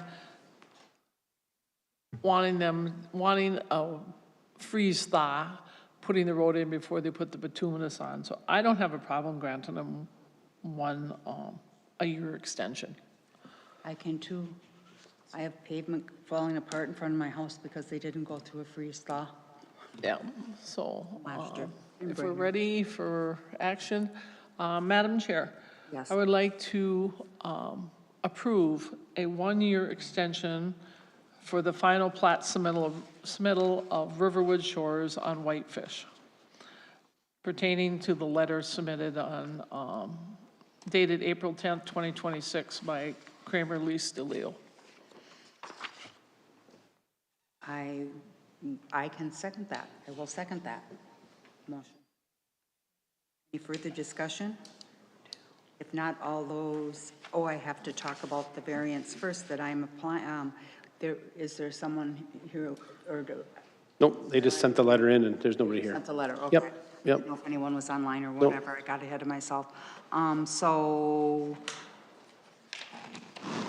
we will just need to vote. There's no one to talk to as far as the requirements, so Can I ask I think we need to do a roll call vote. Madam Chair? Can I Yes. ask a question? Is this a variance? No, this is not a variance. It's an allowed, it's allowed in the An ordinance. allowed extension, right? Yep. Because I heard somebody say variance. That's No, why I no asked. variance. This is not a variance, so. Thank you. My tongue is getting a little tired. So, I do believe we need to take a roll call vote though on this. So all those in favor of the motion will go down the line. John? I'm a no. Sue? Yes. And I'm a yes, and so it passes 2-1. Thank you.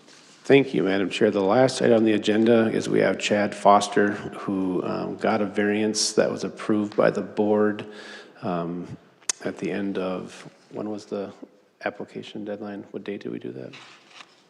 We're going to December 19th, I believe. Yeah, December 2025. And we pull up the conditions that we had in place for that, Nicolette. So one of the conditions that was in place was, so if just to kind of go back, we'll kind of walk through what was approved. Yeah, let's go to the beginning. Maybe we can figure out, just make sure, just remind everybody what. So this was a variance to allow a bluff impact zone setback of 10 feet where 30 is required to propose dwelling and deck, and dirt moving in the bluff impact zone where it wasn't allowed, and a conditional use permit for 195 yards of dirt moving. And so if we go down to the survey real quick.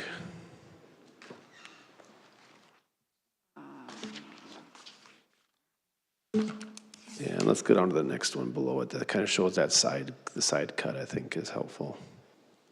We can find that. Those pictures are very helpful as well. Really shows the topographical features of the terrain on how everything drains away from the lake. Yeah, and so the question is that everything was approved, and one of the conditions was, if you look at the condition that was in place, let's see, it requires an engineered stormwater management plan is required, and then it also had the engineered erosion sediment control plan was required.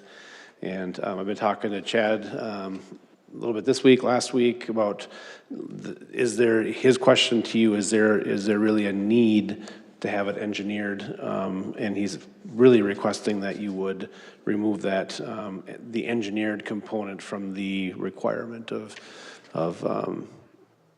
what needs to be done out there. So that's the request tonight. So you still we still get a stormwater management Yes. plan? It's just not engineered? Correct. Is basically what it is. Yep. And I think the concern that you guys had last year was just the location. It's in the bluff and the setback, and I think you guys were just wanting to make sure that that was done right. But, having conversations with Chad and stuff, it sounds like, he's feeling pretty confident that he's got everything figured out as far as the drainage and where the water's going. So I don't know if you have any feedback. At the permitting process, erosion and sediment control measures would be warranted anyways. I just want to point that out as far as. Well, Madam Chair, has the applicant submitted something that shows us that the concern we had, I don't remember the concern, then we must have had a reason for wanting that as a condition that concern is no longer valid? If you look in your folder, we have a packet of information there. And Chad did submit some just. So the first couple is just a question, right? Go to the third, if we go to page 3, you'll see this document here. That's the start of what's been submitted for you guys to look at, starts here. All right, this is the, let's see. It should be labeled on That top. looks right. This is the document here that this is the document here. Yeah. This is the one that he submitted. The other stuff we just want to throw in just to remind you of the process, so. I'd be happy to explain my plans if they're pulled up too, if need be. Do we have these scanned in at all? I think so. Okay, I'll at least go to your survey. Yeah, the certificate of survey would be, or that works too. Okay. It has the topographical features there.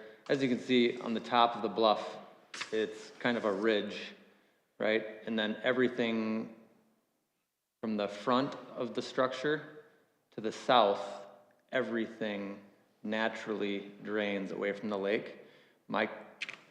Correct me if I'm wrong, but I am confident and have zero concerns of any runoff or anything running towards Bass Lake.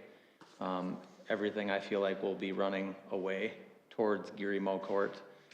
In my erosion and sediment control plan, there will be silt fence starting from this side of the property line cutting through the front of the structure, proposed structure, and then coming to this high spot here. So anything, if anything were to happen, everything is captured and everything drains this way. That's this one, right? Yes, yep. So it's this document here. And then this road is going to be constructed right here through this easement, and this is a steep slope.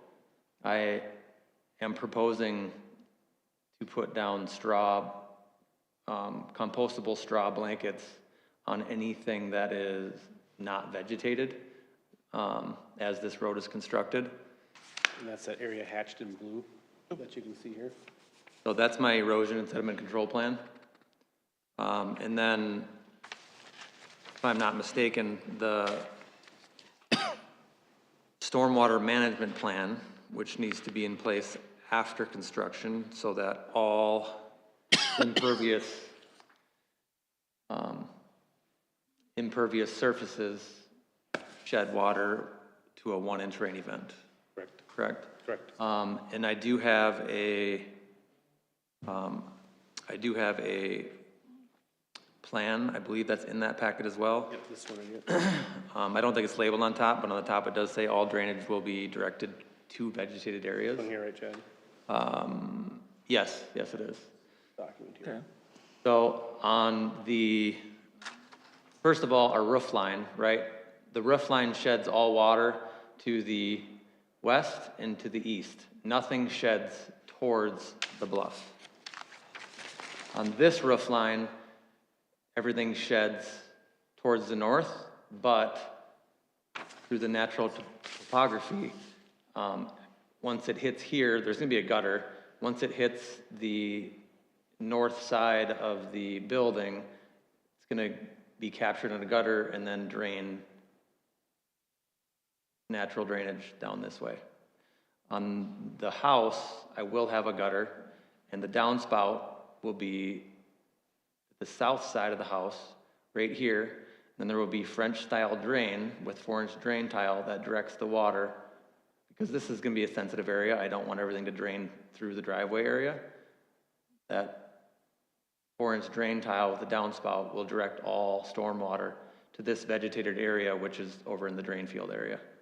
On this side of the house, same thing, I don't want it to drain here and erode anything, so there's going to be a 4-inch drain tile that directs the water off the downspout towards this vegetated area, naturally flowing the rainwater down into all this vegetated steep slope area.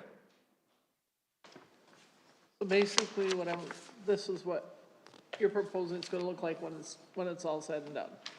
That is the 3D structure of what's gonna be there. Which does show that the roof line is not going toward the bluff. I think he's done a good job with this. I don't, what's in front of us tonight? I'm not clear. Remove the word engineered. Remove the word engineer from the conditions that was approved. Does that include the erosion and sediment control plan must be signed off by an engineer? Correct. Yep. We're basically relitigating the conditions and revising them. Correct, that's the request. Yes. When I look at the last variance that was just approved with the home that's 16 feet from the shoreline that doesn't have engineered stormwater management plans, I feel like my request is rather reasonable. I would agree. From a staff perspective, I think what he's put together makes sense, and I think it achieves what the board wants to achieve. Entertain any other discussion or emotion?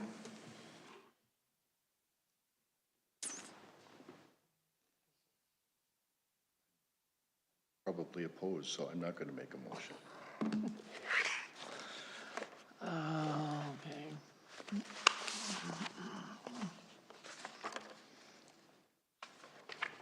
So which condition are we looking at, Chris? It's going to be the conditions that, I think you could just, if you, Stormwater management. Off the staff plan. report? Yep, off the staff report. So we have conditions for the variance. We have the engineered stormwater management plan, so it'd be condition number 2. Condition number 3, removing signed off by engineer, still requiring the stormwater management plan, still requiring the sediment and erosion control plan. Yep. I think you could make a motion that says for the variance and conditional use permit to remove any references to needing an engineer approval or sign off. I think you could just make a general statement. So we would be removing condition 2 completely and amending condition 3, saying that, No, you're not removing condition 2 at all. You're Still just want a removing the storm- word. we still want a You're still stormwater gonna have a management stormwater plan, plan. but we just don't want, it doesn't have to be an I think you're engineered just plan. removing Any the, reference to engineered in the correct. condition. All you're saying, I think all you need to say is a motion to remove any engineering requirements from the conditions, and I think that would cover it. if we're ready. Madam Chair, I would like to make a motion to remove any references regarding engineered on conditions for the variance for Chad and Jessica Foster. For the, what day did we approve this? September 18th? What was it? 19th, I think, December 19th. Oh, 19th, yes. May 10th last year? December. December 19th, Okay. December 19th. For the approved variance for, on September 19th, December. There you go. December 19th, 2025. Been a long day. There we go. All right. Did I do that right, Chris? You make it the right way. We just need a second. I will second that.